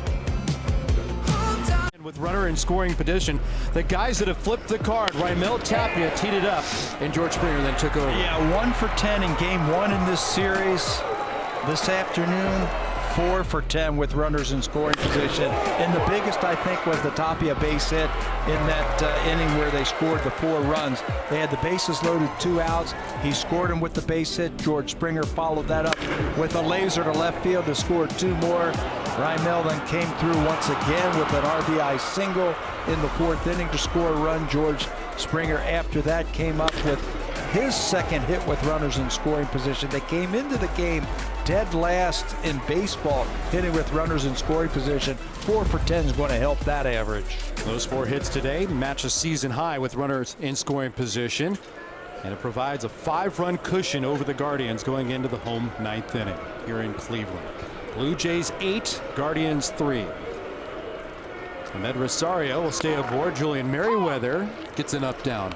I haven't seen this too much from Julian Merryweather, but this is a day where Blue Jays bullpen is going to have to pitch a little bit out of sequence. Yeah, again, you got to save your bullets. You know, when you've got a doubleheader, 18 innings to play. Bichette shuffles over, 1 down. And remember, a lot of times teams will use their 27th man as a pitcher. But the Blue Jays' 27th man today is a hitter. And I hope we see him in game 2. That'll be interesting in what the Blue Jays do moving into game 2. You can still make roster moves in between games. Rash Madani reported that Ryan Borucki is here. Saw Ryan in the clubhouse. A little bit of a blister issue. He could get activated, and that would add another arm to the Blue Jays bullpen, and a good one, a guy that can give you multiple innings. Richie Palacios batting in the 9th. 0 for 3.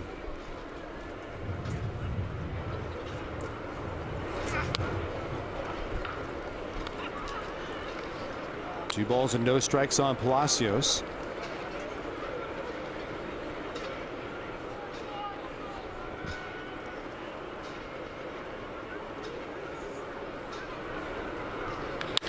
Hit hard. I'm glad he scoops it up. 2 down.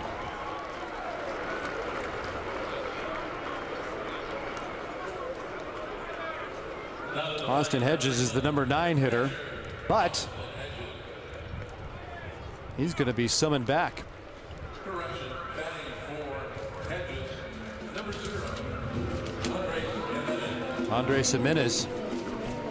Jimenez played at the opener.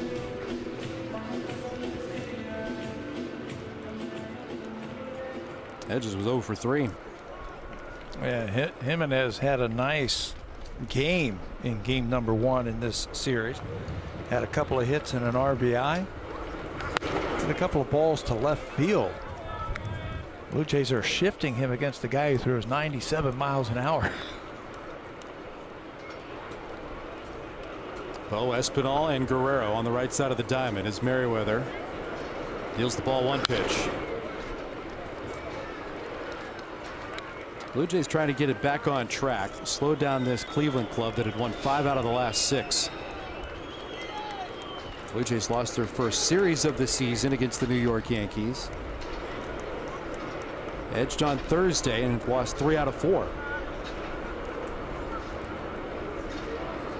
And it's a division that starts today with the Blue Jays 3rd. You had the New York Yankees first. The Rays have rattled off 5 in a row. They've taken sole command of 2nd place in the East. Rays are playing much better baseball. They were clunky at the start of the season. Pitching had let them down, had a couple of injuries. Not only have they won 5 in a row, but they've picked up wins in 12 of 16. Yeah, they're out on the West Coast right now playing some pretty good baseball, coming up with some clutch hits. They had the rally yesterday to win, which they did. Jimenez in the air, backing up Zimmer, shy of the track and playable to finish the ball game. Well, the Toronto Blue Jays needed a couple of guys to step up, and they got them in back-to-back fashion unconventionally. George Springer, of course, was part of it. Raimel Tapia and Zach Collins all helping the Blue Jays pick up a win. But it started on the mound with Kevin Gausman. Yeah, Kevin Gausman did what he had to do, gave the Blue Jays 6 in a 3rd inning, 5 strikeouts. He did walk a batter today. He wins his 3rd game, but the clutch hitting, I think, was the story in this one, with Tapia and Springer coming up big time for the Jays offensively. Blue Jays go 4 for 10 with runners in scoring position, and they'll cruise to an 8-3 win over the Guardians in Game 1 of our twin bill. That does it for Rash, Pat, I'm Ben. Now back to the studio with Jamie, Shai, and Ben.